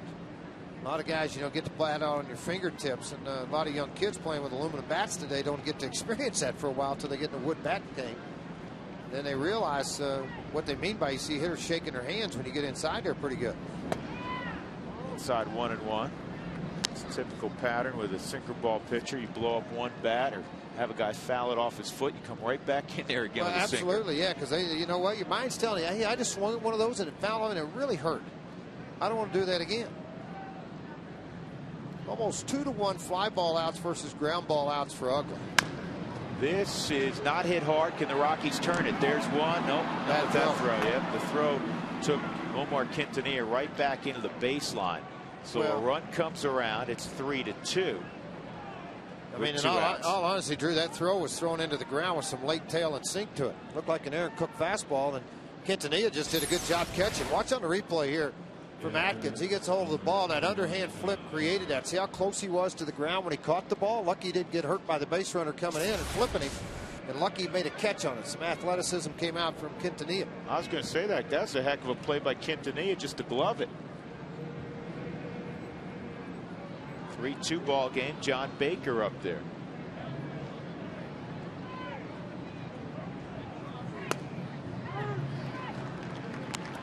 One more look at this throw from Garrett Atkins as he fielded the baseball. You're going to see it come over to him. Here's Quintanilla coming to the baseball. See that ball sail away from him? And when you're on the move like that as a fielder and then you get underneath of it, the ball's going to have a big tail and move on it. Good job by Quintanilla. At least he got one out of the deal. And I'm not, you know, even with a perfect draw, I don't know if they'd have been able to turn. No. I don't think they would have either, Drew. I agree with you. I don't think they would have. But you'd had a better opportunity than the one on your shoe top. Yeah. Baker, a foul out and a ground ball to third.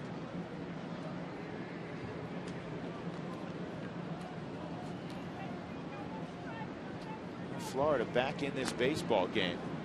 Rockies played a sloppy inning defensively. Uggla draws the throw. He stole some bases in the minor leagues, not so much in the big leagues. 5 of 10 last year. His career high is 6 back in 06. It's basically been a 50-50 proposition when he goes. Yeah, 92 pitches. I mean, Cook this year has gotten above 100 a couple of times. But you start to wonder after this inning, working in the bottom or top half of the 6th inning. Cook's due up 4th.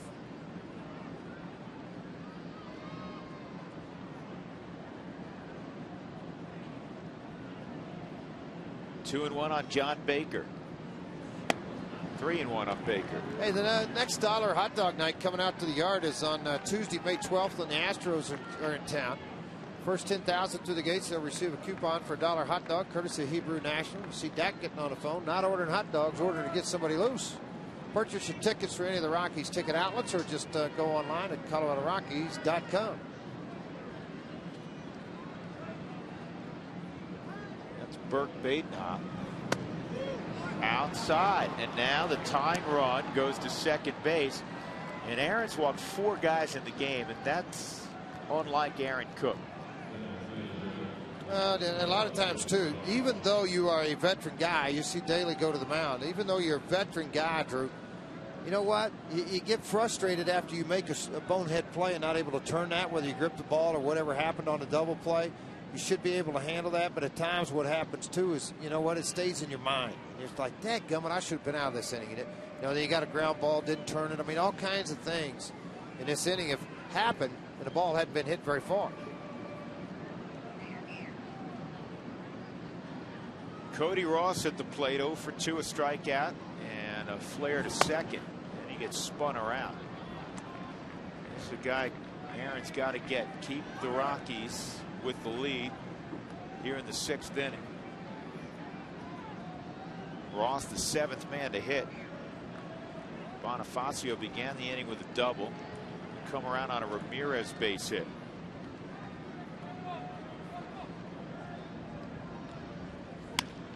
And this is to second.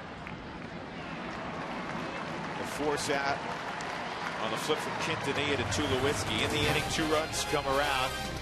One of the runs unearned.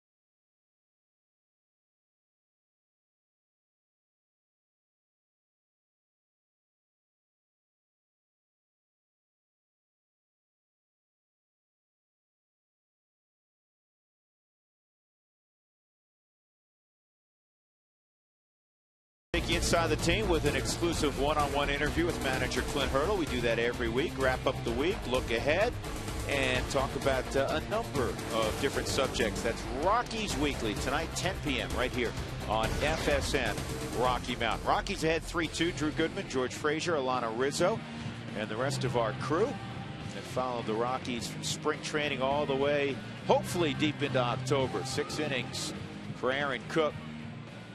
4 walks. As we mentioned, unlike Aaron, he's given up 2 runs, 1 earned. Volstad in the 6th will face Seth Smith, Chris Iannetta, and Omar Quintanilla. 6 through 8 in the order. Smith with a base hit his last time up. He's 1 for 2. High on base percentage for Seth.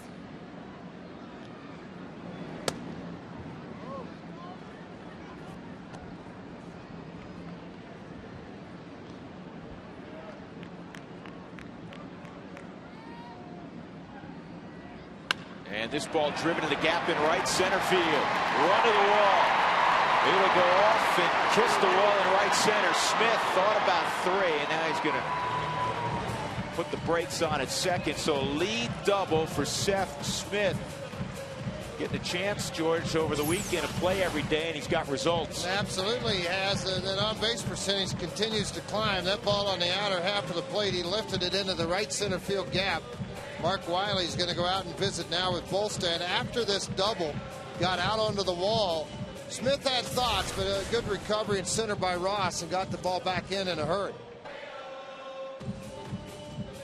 Chris Iannetta coming up while they conference there. We're going to conference with Alana again. Alana? All right, Drew, thanks very much. You know, every Sunday home game, FSN Rocky Mountain is teaming up with ColoradoDads.com for the Be There for Your Kids baseball experience. I want to introduce you guys to Randy Everson and his 11-year-old son, Ben. And Drew and George, Ben has a question for you guys. Go ahead, Ben. Which Rockies pitcher holds the record for most consecutive strikeouts, and how many is it? All right, guys, that's a tough question, but I know you guys won't let Ben down. No, 2,986. I don't think so. No, George said 2,986. I don't think that's right. That's a little bit high. How about it's been done 8 times, 5 straight. That's right. And it was not De La Rosa last night, though. He struck out 12. I was told that it was BK, Byung Kim, struck out 5 in a row. That's the last time a Rockies pitcher had done it. Where's he hanging out now? That's exactly right, guys. Thanks so much. And everyone out there, to learn more about the baseball experience for your kids, go to coloradodads.com, guys. All right, thanks, Alana. We got to meet that father and son earlier in the ball game. They came by the booth. George, I don't know. Is BK back home in South Korea? No, I don't think so. I think he's living in the San Diego area. He bought a house out there and then opened up a sushi restaurant. Been a part of that for a while. Is he out of baseball? I think so. He last pitched. He was around last Florida year. for a little bit, I think, for a couple of tilts. 0-1 on Iannetta. Rockies have a run out there at second base inside. I was looking at Volstad's numbers, George. He's an impressive young guy. We were talking about Josh Johnson being impressive. Ricky Nolasco last year won 15 ball games with the Rockies, lost 2 on Friday night. Volstad in his career, the opposition, lefties had hit 219, righties 234 coming in. That's in his first year plus as a major league pitcher. I tell you, this kid, I don't know how they do it. They keep finding these guys. Look what left-handers have done, righties. Rockies have done okay against them. 3 runs, 7 hits as they work here in the 6th inning. 2-1 on Iannetta. And Chris bounces it to third. That's a good pickup by Bonifacio. It's a great pickup. The kid spun him all the way around like this, and to be able to make a play on it, keep Smith there to snap throw over. Wow. Iannetta got robbed. He got robbed, but he wanted to move the runner, and he couldn't do it. And again, he's hugging down that line pretty good. I mean, it's not far for him to go over and make a play on a ball. That ball hopped up for him, and they're able to make a play and get back to his feet. I mean, it's just very athletic play by a third baseman. See him look back the runner. And a lot of time to throw over to first base, made the play. Omar Quintanilla at the plate. I see that Ryan Spilborghs has come out on deck. Daly warming up down in the Rockies bullpen.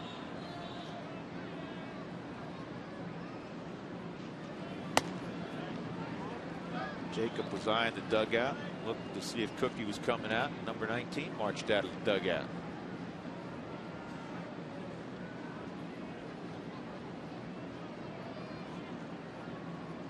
So you're wondering who Aaron was talking to there. That's Ron Svedovich, who says you like to call him the brain doctor. My man. George, he is a great guy, good team guy. psychologist. Yeah.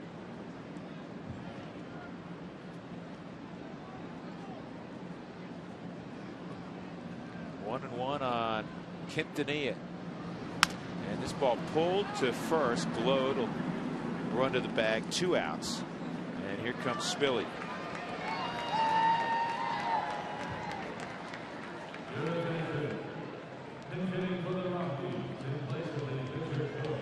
Let's see if Spilly can produce a 2-out RBI.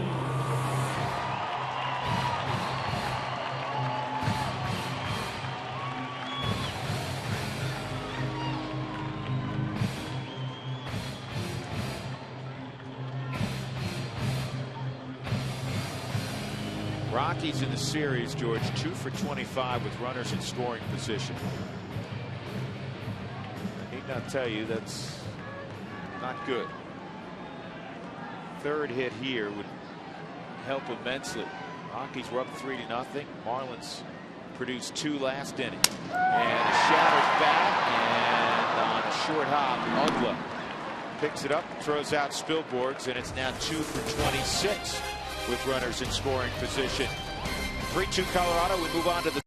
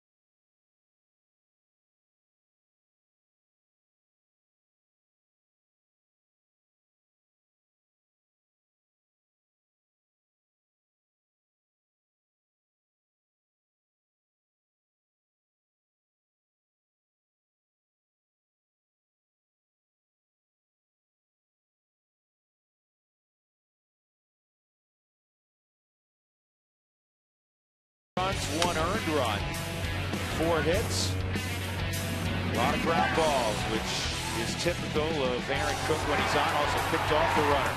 Our Jimmy John's delivery of the game, Aaron Cook. He departs after 6 innings on the plus side, and he's going to give way to Matt Daly in the 7th inning. Our Comcast call to the bullpen. Brought to you by Comcast Digital Home Phone Service. Warm up to unlimited local and long distance. Call 800 Comcast. I think, too, bringing Daly in, similar type stuff to Cook. Hard sinker down in the strike zone. A fresh Aaron Cook with a little velocity. A guy that has proven to Clinton, the coaching staff, through his 6 games, he's pretty good. Typically doesn't walk a lot of people. Well, to be honest, George, you know what? There was an opportunity there because the bullpen had been scuffling. There was an opportunity to rise quickly, and that's what Matt Daly's done. Well, he has done just that. You're right. They could have expanded with a base hit there. It's 3-2 right now, but expanded. Plus, the way he has thrown, the Marlins have not seen him extensively, so it gives you a shot at him. Why not? 1 ball and 1 strike on Hermida. Volstad has been called back. On deck is Alfredo Amesica, Grilli, and Rush.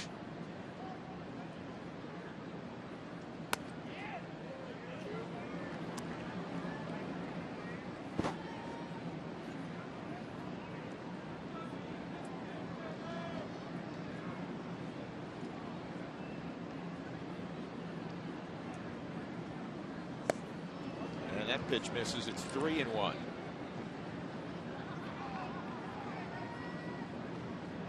Hermida's 0 for 1 and a walk.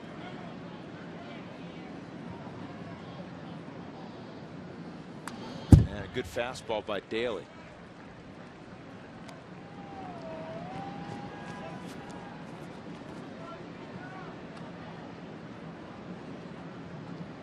Outfield straight up for Hermida. Infield pretty much straight up. Playing a little bit as a pull hitter on the infield side.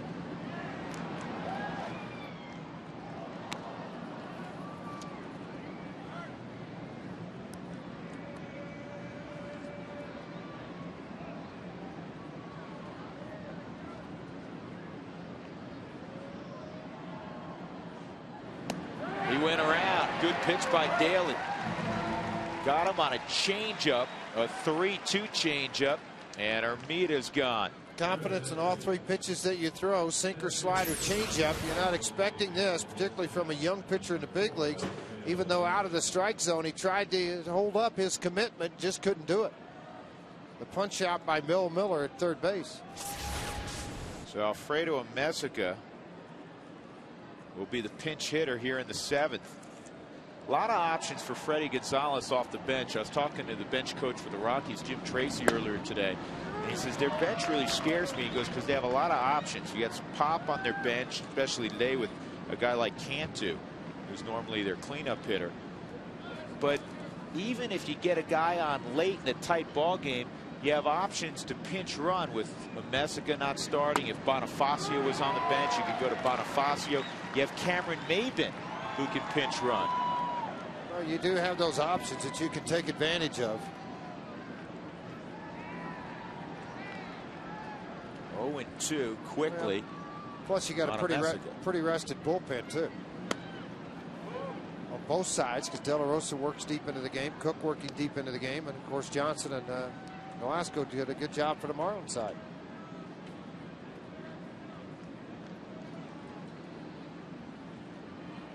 Most managers will tell you this is when the game starts. This is when the fun starts. Left field, Seth Smith makes a catch, 2 outs.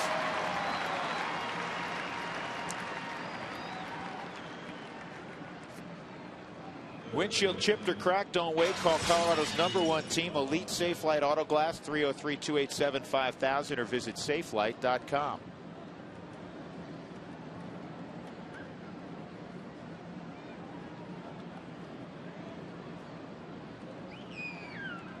Another speedster, Bonifacio, who scored a run last inning after leading off the 6th with a double. 1 for 2 and a walk for Emilio. Good inning by Daly. Outstanding inning. Little roller to Omar Quintanilla. A 1-2-3 inning for Matt Daly. Stretch time on Mother's Day. The Rockies ahead 3-2.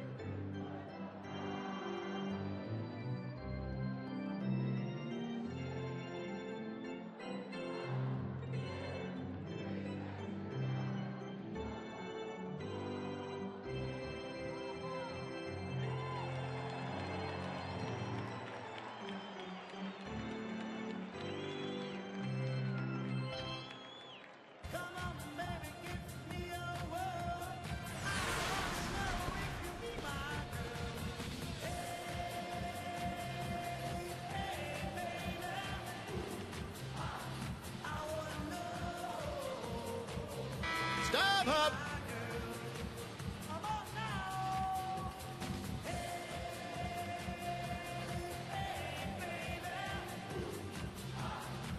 Tigers struggled. Good. Hang on, sweetie.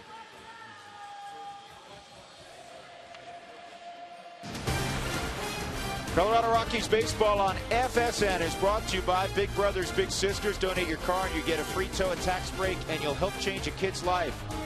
By the Great Colorado Payback, reuniting you with your money.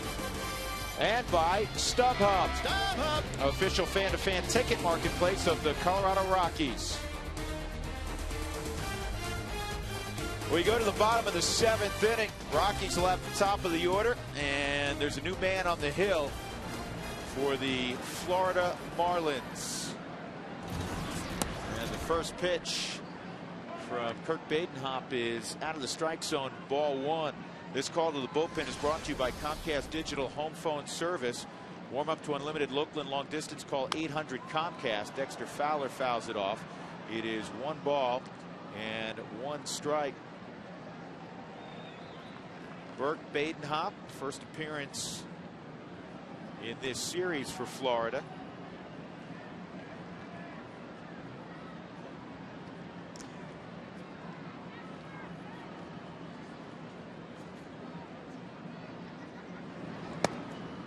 Changeup misses, 2-1. Firestone League leaders. What do we have today? We got National League runs scored by rookies. Dexter's second among rookies, and this ball is hit high in the air to right center field. It's going to stay in the ballpark, though. Handled out there by Hermida, 1 out. And that'll bring up Troy Tulowitzki. Tulo this afternoon is 2 for 3. A home run in the first to to the Rockies bullpen in right center. Hard single in the third, and a ground ball to short. See if he can get Colorado going again.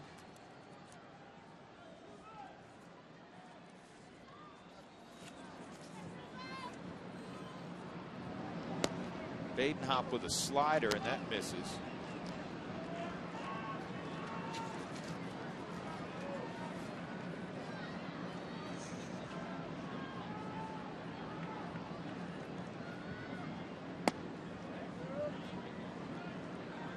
Badenhop started a little bit for the Marlins last year, George. He had 8 starts, went 1-3 with a 675. Then was moved to the pen, and he had better success out of the pen. Well, I think his stuff kind of dictates that too. 86, 88. That sinker there at 88 has some big time movement on it. Righties have swung the bat well against him. 9 of 23. Lefties just 1 for 11 this year. And Tulowitzki walks.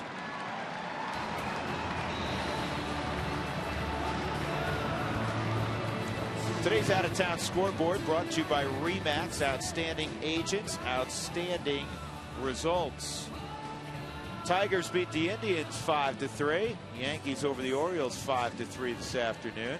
That'll be all for Badenhop. He gets to see a couple, and now with 2 lefties coming up in Helton and Hop. Freddie Gonzalez is going to bring in a left-hander. I'll tell you all about Mr. Pinto when we come back.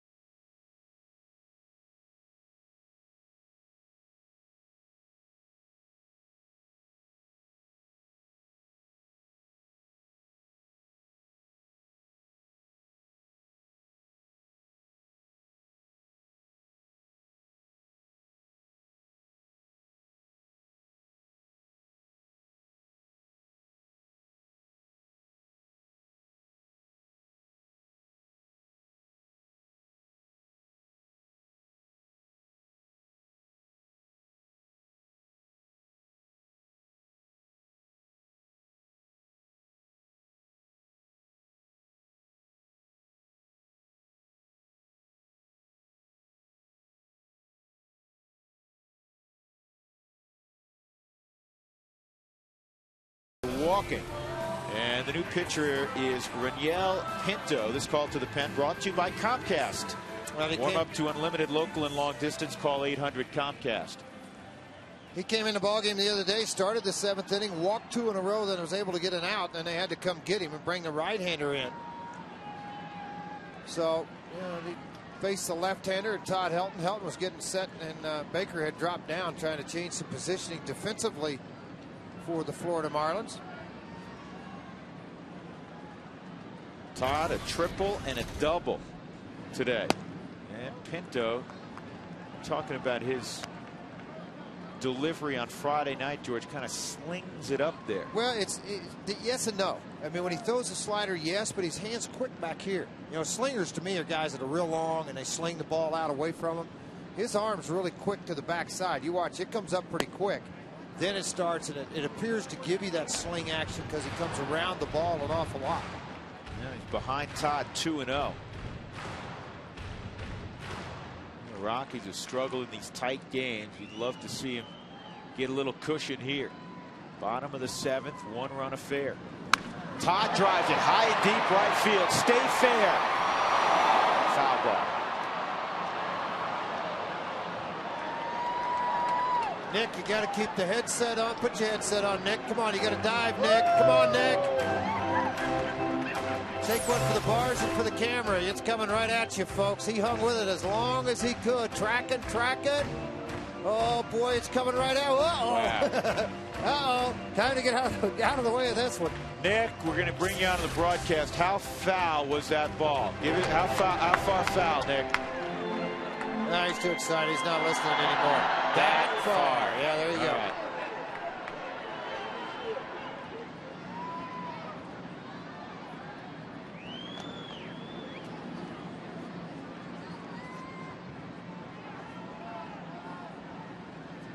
Boy, Todd's dialed in, isn't he?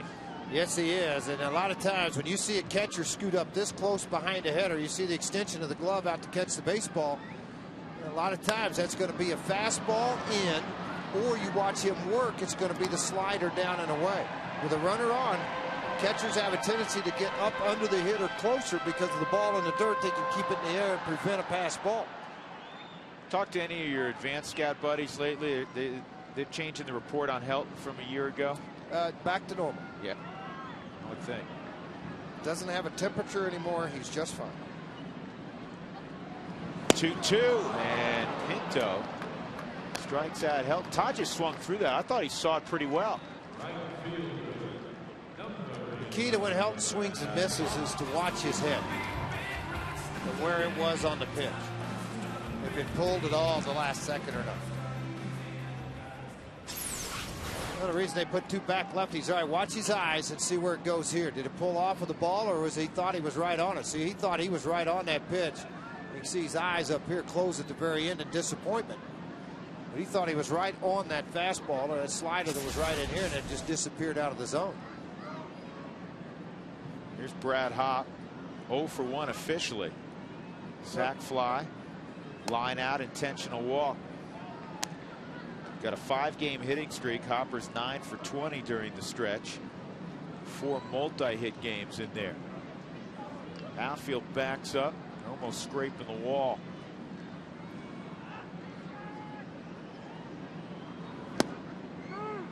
One and one.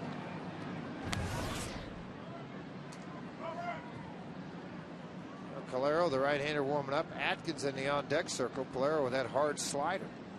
Pretty good the last time he was in against the Rockies.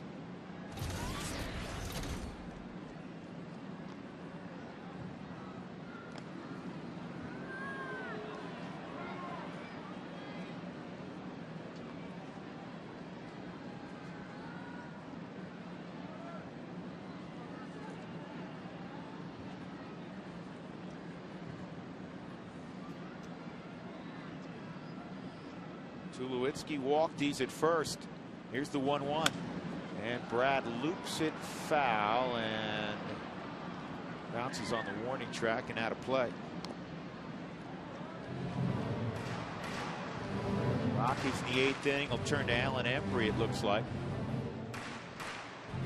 It's kind of the combination, I think, for Clinton he's looked at all along. Embry, a veteran guy that has been in a number of pressure situations.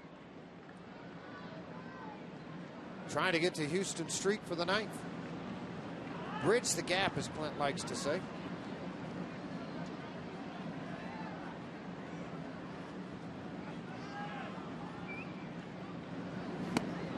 And Pinto comes in. He does his job. He strikes out the 2 lefties, Helton and Hopp, with Tulowitzki at first.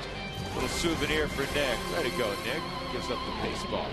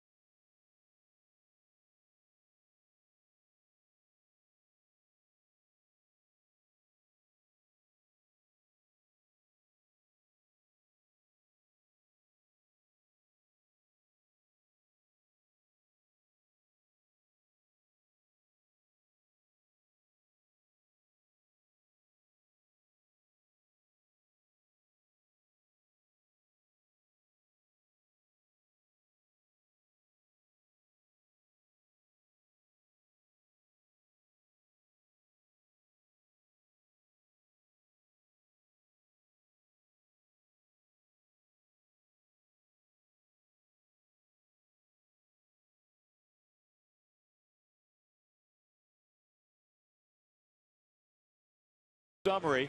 The Rockies ahead 3-2. Got 2 in the first. Tulowitzki had a solo home run in that first. Helton scored after tripling.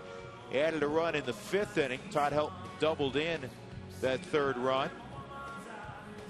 Rockies just 2 for 26 runners in scoring position in the series.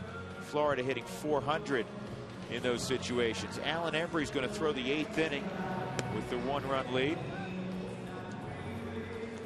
And Florida is going to go to their bench here instead of Coghlan, the left-handed rookie in his 2nd big league game. It'll be the veteran Wes Helms from the right side. Hanley Ramirez to follow, and then Ross Glode schedule. They will not pinch hit for the guy on deck, George. And no slight. If they do, Drew, I'm leaving. I'm going to go down and ask Freddie. There'll be a celebration in the Rockies dugout. Yeah, and I'm going to go down and ask Freddie, are you sure you're okay? So here's Helms against Alan Embry. Alan's done a good job with leadoff hitters. You talk about relievers, one of the important stats, really any pitcher. Alan has retired 10 of 13 leadoff hitters. That is the 2nd best percentage for anybody working out of the Rockies bullpen. The best is the guy we just saw, Matt Daly, 7 for 7. Well, that stops an awful lot of big innings. This ball Sit down. to left field Sit and down. deep. Have a parachute. Smith leaps and he makes a catch. Seth Smith, perhaps taking a home run from Wes Helms that would have tied the game. It would have been very close. Yeah, I tell you what, it's just a little smile out of him there. He kind of looked up to Tulowitzki like, that's no big deal. What's everybody getting so excited about? Yeah, it was, Seth. It's a 1-run ball game, and it's the 8th inning. It was a big deal. This ball took off, track pretty deep, going back to the wall. Watch Seth get right here next to the wall. He checked it twice, jumps, and then about a foot and a half, 2 foot in front of the wall in left field. He tracked and tracked. He was able to make this catch. I like that. 2 hands up on the glove, too, and this ball came into it. See that other hand right next to it? Not coming out with that catch. If it's not a home run, it's off the danger, very, very top of the wall. Well, you know, even though this guy can hurt you with one swing, talking about Ramirez, too, but more importantly, just don't want anybody on base when he comes up. Hanley Ramirez has 9 hits, folks, in this series. I was talking to Clint earlier, George, about dealing with Ramirez in key situations. Saying you're not going to walk him here and put the tying run on, but you know, would you pass on him in maybe an unconventional situation? He said you'd have to think about it, the way he's swinging the bat.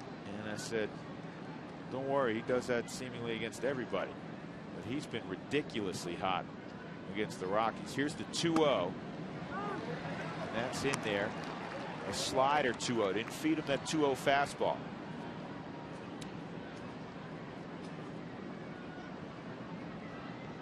By the way, Cook last 3 starts has averaged 7 innings per start, 14 hits, a 214 earned run average. And Cookie gave up 2 runs, 1 earned in 6 innings today. 4 hits, 4 walks, 3 strikeouts. Swung on it, missed. It's 2-2. Yeah, 94 on that heater. Embry, when he was a young kid, threw the ball in the upper 90s. Had a great arm.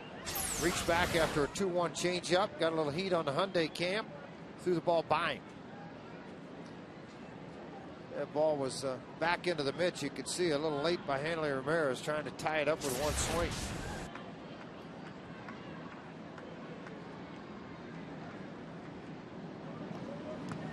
Did he go? Yes, he did. Angel Campos at first rings up Hanley Ramirez. 2 are gone in the 8th inning. Well, did he go? It's going to be pretty obvious for you at home. Did that bad head get through the zone enough? Oh, yeah, committed on that. And they tried to lock the wrist and pull the bat back. More importantly, watch Iannetta here. See, here's the line they're looking at. Did the bat break that plane? Sure enough, it did. Iannetta, good block, concentration, hanging on to the baseball, then asking and tagging.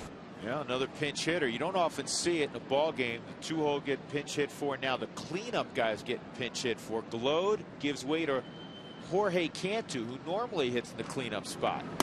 And he takes a fastball again at 94 for a strike. Cantu, one of the RBI leaders in baseball, not just the National League. He's got 32. Evan Longoria yesterday had 5 more RBIs. He's got 44 Rookie of the Year last year for Tampa. If there's an award called the Sophomore of the Year, George, he'd be the leading candidate.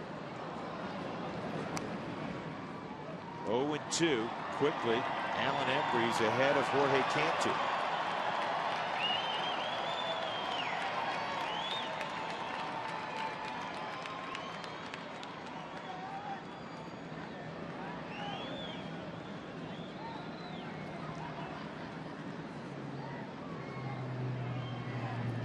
Slider, and it's hit straight away. Fowler going back, but has room. Dexter squares the body, catches the baseball, and it's a 1-2-3 inning. Little help from Seth Smith. 3-2 Colorado.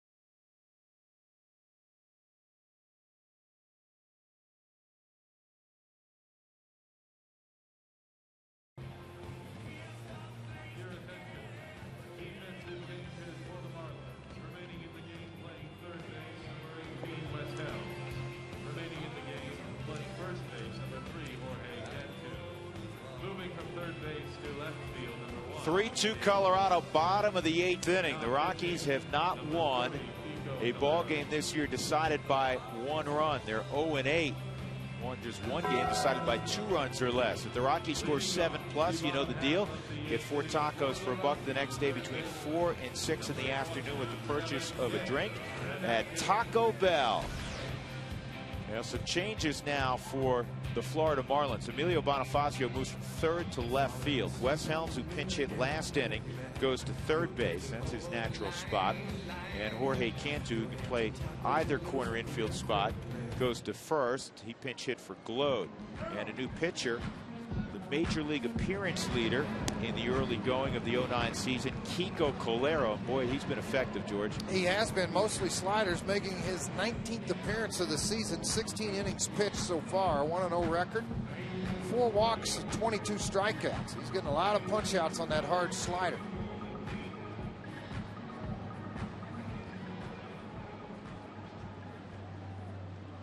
Clint Hurdle out to make sure that everybody in the batting order after the pinch hits. Was there any double switches? Was there anything different that he needed to make on his scorecard?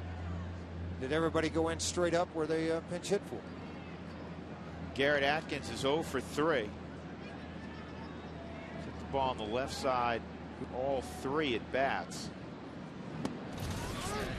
Takes that slider that George was discussing. And it is 0-1. Behind him is Seth Smith. Seth is 2 for 3. Another slider.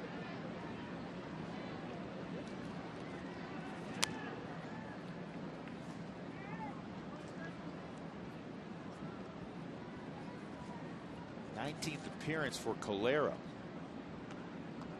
Colero, a lot of strikeouts too. This is fouled back. How about the bullpen for the Florida Marlins? Now 17 straight scoreless innings, George, and that's not their best of the year. Earlier this year, they went 24 straight without allowing a run. A lot of power arms, a lot of guys with good finesse type pitches, the hard sinker, good slider. Mark Wiley on the phone. 1 ball and 2 strikes on Atkins. Went with the heater. Maybe just for show.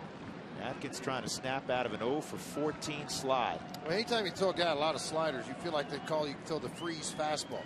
That's that fastball in the outside corner because the hitter looks at it and he's thinking, okay, slider, I'm going to let it go. And he ends up doing the other side of that, trying to freeze him. Then you come back, throw a slider in the dirt, and you get a strikeout. You know, Atkins is gone. They have to get the out at first, 2-3. 1 out. Seth Smith coming up. Quest in-game box. Tulowitzki with a home run. Todd Helton doing damage again.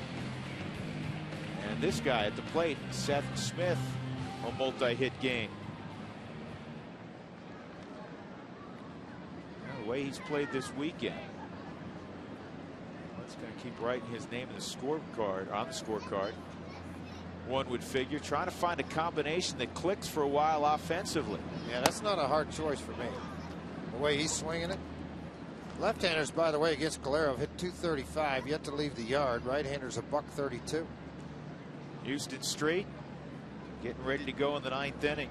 Smith 5 for 10 in this series. It's not just the work today. 2-0. You're never gonna, or I should say never. You're rarely in a situation where your regulars 1 through 8, everybody's super hot at the same time. I've never seen that before, where everybody 1 through 8's killing the baseball. No, but right now the Rockies have just a couple of guys going. Tulowitzki's picked it up. Smith has picked it up. Helton and Hopp have been very steady. You got to get Atkins going, George. He's down near the Mendoza line. Atkins or Stewart. I mean, both guys got to get it going. They're too big of bats, too big a pop in their bats. Those 2 guys are pure hitters. Garrett has led the Rockies in RBIs 3 out of the last 4 years. That's in there for a strike. Total miss, but a strike.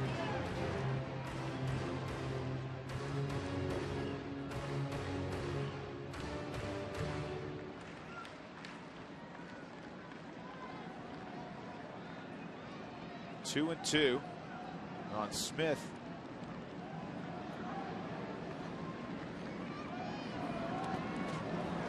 Three and 2.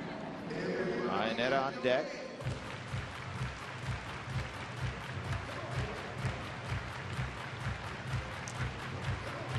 The other lefty who's been effective also for the Marlins in their bullpens, Dan Meyer.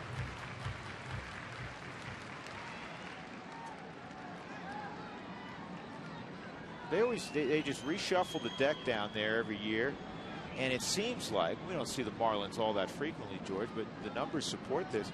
They always put together a pretty good pen. They always put together a very good pen of hard throwers. Go back all the way to Matt Manti. It's a long time ago, but a guy that could throw the ball in the high 90s. Kevin Gregg is. Who was the guy in 97, Dougie? No, it was the guy in 97 that saved the ball games, and then he went and pitched for the Giants, and then he hurt his elbow, and he couldn't go any more closer. He had a good fastball split. Rob Nen. Are you thinking Rob Nen? I was thinking, the guy that pitched for the Mets also in San Francisco. Think of it in a second. And this pitch is fouled back right underneath our broadcast position.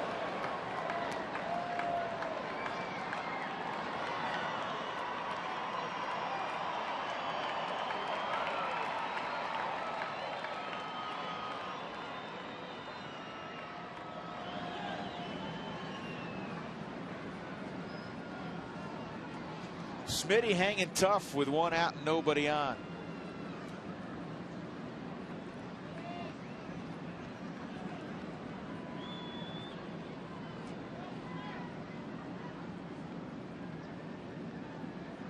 They had Alfonseca down there, George, also. This popped up. Yeah, but again, he wasn't a guy that got a lot of saves in that series. I just looking at 97 postseason. In the postseason, yeah. Rob Nen. But you know what? It was Hernandez who got the saves. Hernandez was 4-0 in the postseason with 4 saves. He started 3 games, appeared in 5. How about that? Maybe that's why he won the MVP. Struck out 16 that one game. Rob Nen pitched in a lot of games, though. I was thinking of Benitez too. That wasn't 97. No, Benitez is a little older now. He's out of the game now. Armando Pitched Benitez. in winter ball this winter, Dominican Republic.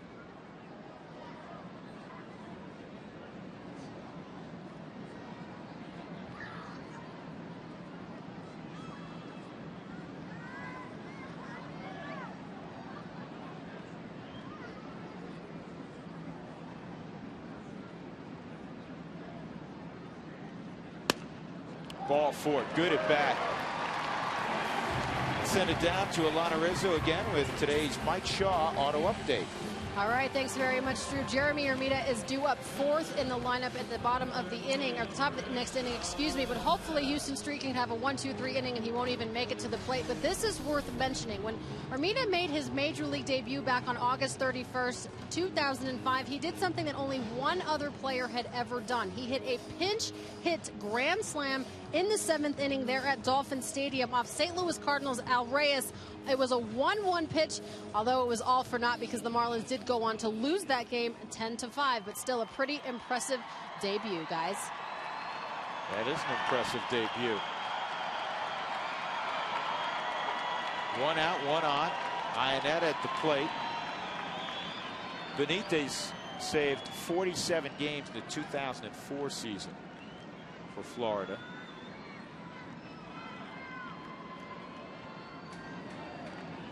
Chris is 1 for 3. Hit a ball to deep left also in the ball game.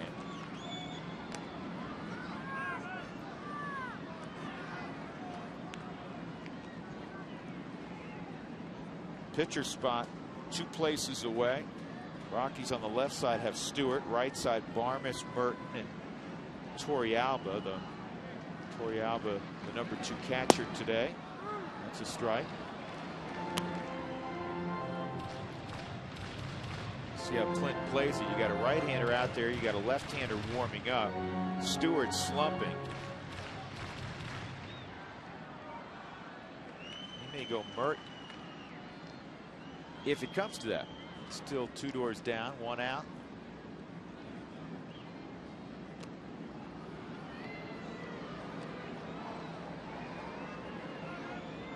Rockies hitting in the bottom of the 8th inning.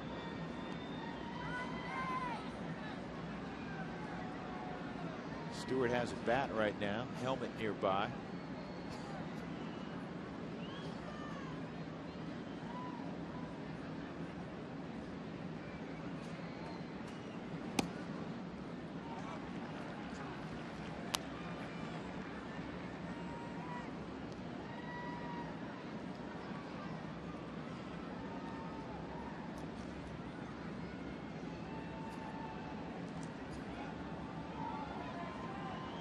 Righties this year against Calero have 5 hits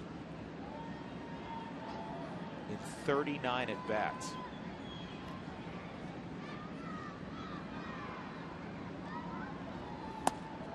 Good eye, 2-1.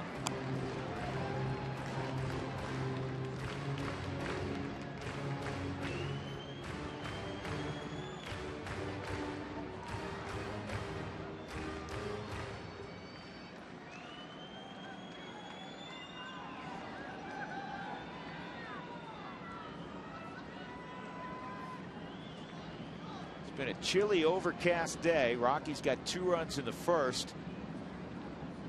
They've been able to add on just 1 since then. That came in the 5th inning.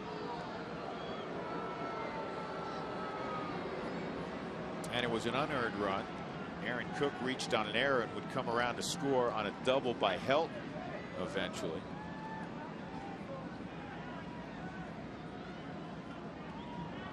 Marlins have been held to 4 hits. 2-1 Ionetta, and he pops it up right around the pitcher's mouth. Helms, that's always a difficult play because you're eyeing the baseball and all of a sudden you're on dirt and the dirt's going uphill. Second baseman, number 6, Omar Quintanilla. 2 outs, and Quintanilla in his first start of 2009 is 0 for 3, a strikeout, a foul out, and a ground out. It is Stewart out on deck.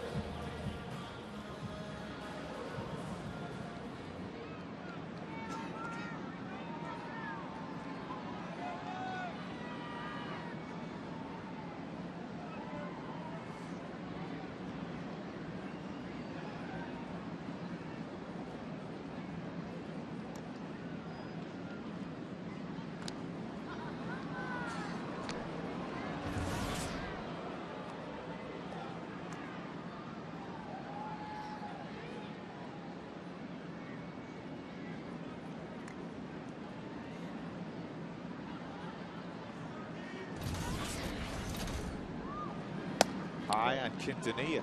Tell you what, for an 8th inning of a ball game, it got pretty quiet in this ballpark all of a sudden. Yeah, the Rockies. Got runners on, a and couple of outs here. You got a decent crowd here at the ballpark. How many did you have today, Dougie? You didn't count them? Almost done. All right, one more section. Okay. You laugh. Lyleven and I did that after the second game of a doubleheader in Cleveland. There goes Smith, and the throw to second is not in time. Smith picked the right pitch to go on, and Baker's throw not nearly in time. Calero was fairly slow to the plate there. Real slow to the plate, concerned to get that last out. On a 1-0 count, want to make sure he got it down in the strike zone. Smith took advantage of it. Got there ahead of the throw from Baker. Second bag for Seth Smith, so he's out there now for Quintanilla. He's got a 2-0 count to work with. He said the fans are quiet. They're like the Rockies, man. They're trying to grind out a win to close games. Grind out putting your hands together. That'd be the best way to do it right now. Trying to get it fired up a little bit. Quintanilla up. First start of the year. Hitting a $154, but get a base hit and expand the lead here.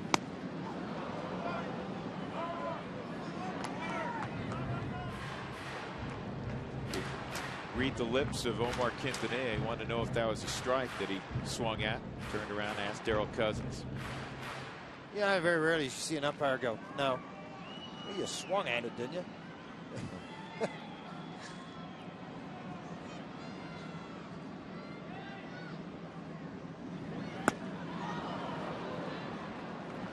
2-2.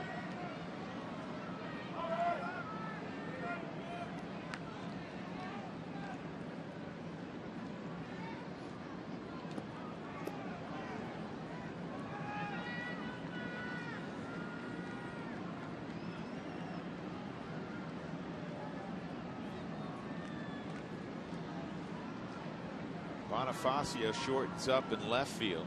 Ross is pretty shallow in center.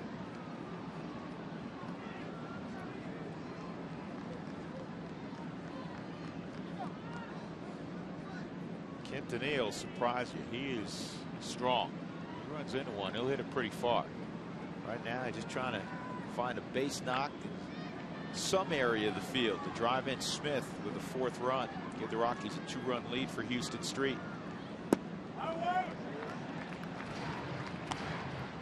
3-2.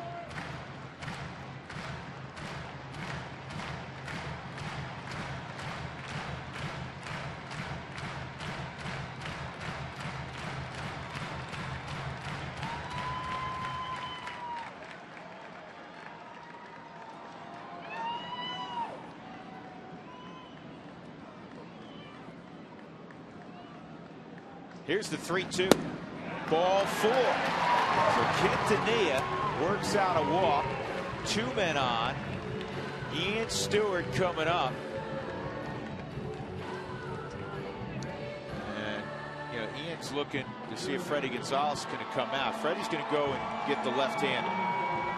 Yeah, you look on the right-hand side of things. You still have Merton, Barmas, and Torrealba you can hit. More than likely Barmas or Merton if you want to.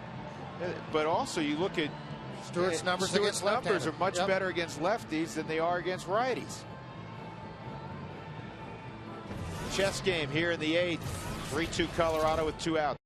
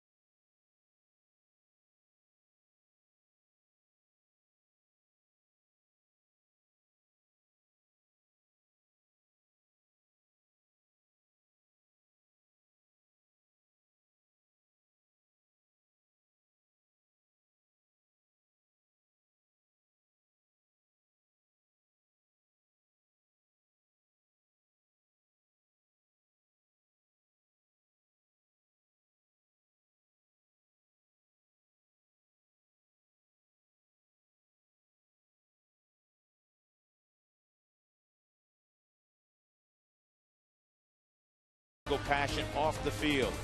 Visit FSNinsider.com and become an insider today.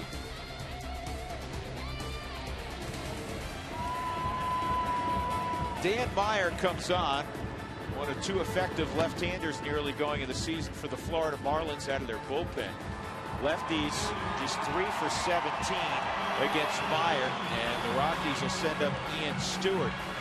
Clint Hurl showing confidence in Stewart, and he also looks at the numbers for Stewart against left-handed pitching, which has been impressive throughout his young career. This year he's 4 for 11, a .364 mark. Last year, left on left, he was better than any other player in baseball. So Freddie Gonzalez, George, showing confidence in his left hand. Well, one home run, too, against left-handers. The only other guy you'd look at, maybe Merton, who's hitting .300 against left-handers, but as a pinch hitter, too, Stewart, 3 for 10 with a home run and a couple of RBIs. And the slider misses, ball 1.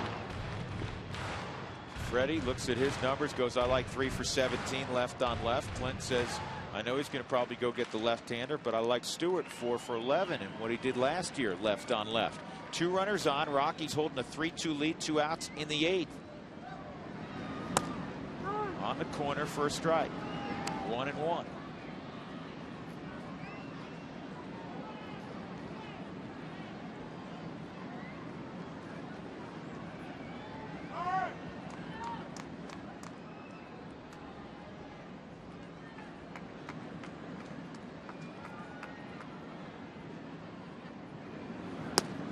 It's 2-1. Dexter Fowler is on deck if Stewart keeps this inning going.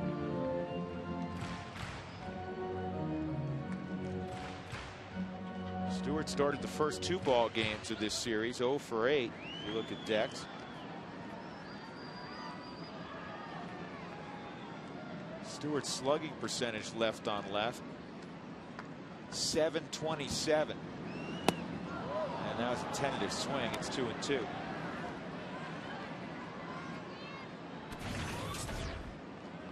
His fastball's been up to 92. Talking about Meyer, that last slider had a lot of movement on it for 86 miles an hour. That's a pretty good pitch.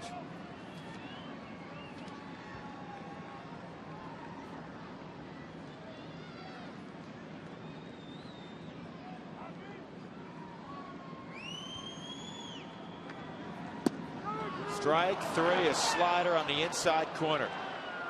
So the trend for Stewart continues. He's taken a bunch of called strike 3s of late. 2 men left on by the Rockies. We go to the 9th inning. Colorado.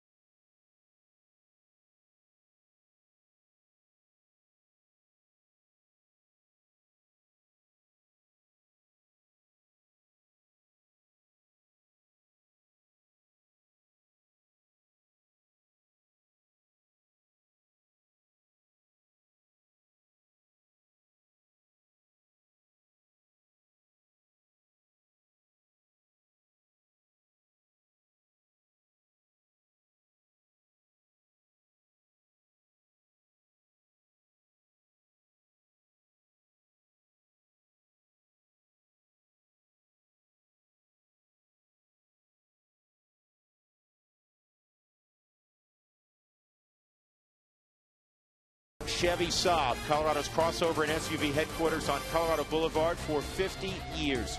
Visit MikeShawAuto.com. And by Dex, take the sport out of finding local information with Dex. Find what you need when you need it in print and online at DexKnows.com. Rockies know they have a 1-run lead. They'll try to protect it with their closer, Houston Straight. And coming up after the ballgame, the post-game report. For more on that, here's Tom Helmer. Tom? Well, of course, we'll get you down to the clubhouse after the game. We'll talk about Aaron's Mother's Day cookout. Aaron cooked great on the hill today. First and third, we'll talk about Hilton's defensive prowess at first. Also, the way he's batting great in the 3rd spot in the lineup. Also, a woman walked by and introduced herself as Tavis's mother-in-law. which is fine. Tavis works in the truck. What I thought was odd is that Tavis's wife, Sue, also works in the truck. Why wouldn't you just say she's Sue's mom? We know them both, but I think maybe she's more proud of Tavis. I don't know. Nothing against Sue. Drew? Oh, you're stirring the pot. Come on now, you can't do that. We know both of them. Hey, I just want to know if you're going to dance again. Not today. Why? I'm saving it for the Houston series. Oh, come I pulled on. a quad. Oh, okay, never mind. Well, there's a couple of changes. One is curious. Stewart was going to stay in the game for Atkins at third, but Barmas is in the game at short for Tulowitzki. I wonder what happened to Troy. Here's Stewart with Dan Uggla at the plate. It'll be Uggla, Baker, and Ross. Tulowitzki, you never like to see that. I mean, we love Doogie, Keith Duggar, the Rockies trainer, but you don't want to see a player conversing with the trainer when he ought to be on the field. Last year, Tulo lost so many ball games to a couple of injuries. One was self-inflicted when he smashed a bat and tore up his hand. The other one was a pulled quad muscle. 2-0. Dan Uggla with the Marlins down a run. He had 32 home runs last year. Dangerous man. This is pop foul and out of play.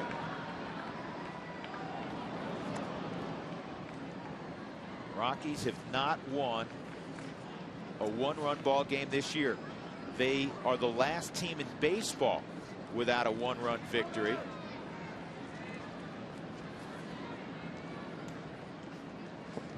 That's been the case for a while now, in fact. Street looking for his fourth save. And throwing the ball well. Here's the 2-1. Slider, he went around 2-2. That's the pitch that's made the difference. The command of the slider and the velocity with it at 85 miles an hour. With a good down tilt break to it.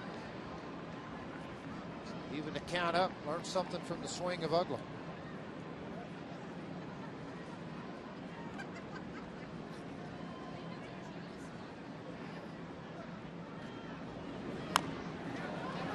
Swinging bunt out in front. Houston Street off to Todd Helton. One out. That's a big out. Dan Uggla's power is retired. It'll bring up John Baker. Time for our job done right player of the series. Good to see Troy Tulowitzki swinging the bat again. 6 for 11, a couple of home runs, 4 RBIs, scored 4 runs. Job done right, presented by the Colorado Association of Mechanical and Plumbing Contractors. To have your next building or service project done right the first time, visit mpccolorado.org.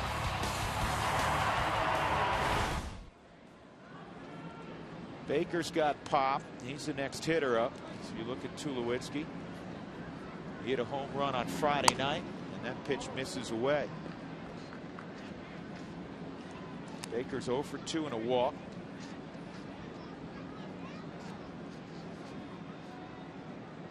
You look up and down this Florida lineup, the lineup that hit 208 home runs a year ago. Now, Mr. Jacobs, Mike Jacobs, is gone from it, but everybody hits the long ball, it seems like. This ball is fouled off. They swing with a lot of elevation in their swings. I mean, and a violent swing. I mean, they're trying to hit the ball hard every time they go to the plate. And I mean, hit it hard. That's a good plan. Well, you don't see guys get fooled on pitches trying to go opposite field. I mean, you're seeing a lot of back leg swinging going on. Cody Ross with 4 home runs is on deck. Rockies up 3-2. They've held the Marlins to 4 hits. Street trying to save it for Aaron Cook.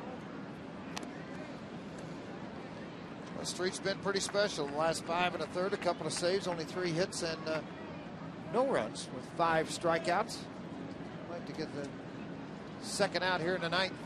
A little closer to his 4th save on the season and 4 opportunities.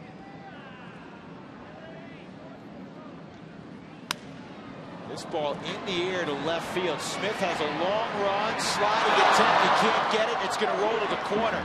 Baker to second, and he'll hold there, which is the wise thing to do, as he's already in scoring position with 1 out. So an opposite field double for Baker. That's where I think you would probably. Well, Maven's going to come out and run. He can really fly. Kind of anticipated this off the end of the bat. And this ball's going to get right down the line. And again, Smith making the best move he could on it. Tried to slide to catch the baseball. It doesn't happen right here. I mean, he's got a track just, oh man, just an inch away from making a play on the baseball. There's some wheels at second now. Well, this is exactly what Jim Tracy was talking about earlier. Late in a ball game, in a tight ball game, they have so many options right now off their bench. Not just to swing the bat, but to pinch run. Yeah, but and now they break out Maben. Yeah, well, part of that thing has been shrunk quite a bit because of all the changes made when they tried to take a shot. The one shot they had, deep in the hole, they got him hung up. That's one of the problems. You bring in a kid that has been watching all day. That was a costly mistake by Maben. They almost a double play over to Helton. They snapped her over there too. Well, there's not a hole deep enough for Mr. Maben to crawl into right now. Cameron Maben on a ball hit hard right in front of him. Gets caught off of second base, and now there's 2 outs and a man on first instead of scoring position. Great play by Barmes. Well, you look where Barmes was positioned too, though, all the way over into the hole. Maben obviously didn't check to see where he was. They did the right thing. They ran him back. The one throw over, the tag by Stewart, and that snap throw over to first base. The play was made pretty short. I think he thought this ball was going to get through the hole. I really do. Clint made a great play on the ball. Jeremy Hermida with 2 outs. Ross at first base.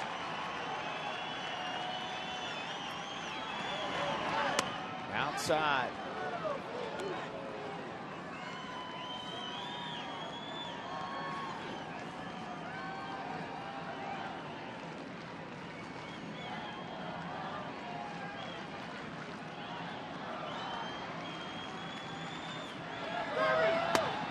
On the corner, 1-1.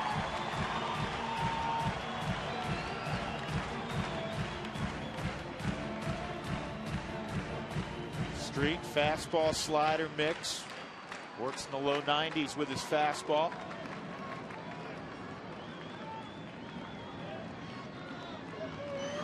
The 25-year-old Texan misses there. And it's 2-1.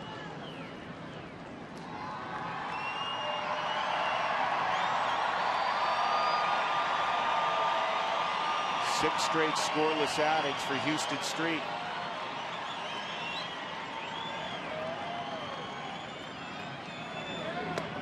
Three and one. Out in the on-deck circle is Brett Carroll in the 9-hole.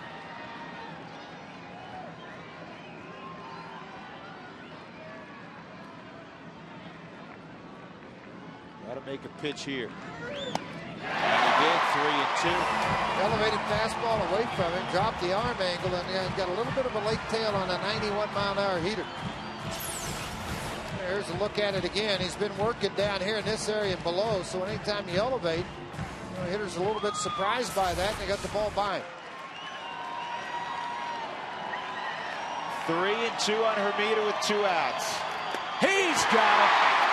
And the Rockies win 3-2, their first 1-run victory of the year. A much-needed victory for these Colorado Rockies. Todd Helton was in the middle of things offensively.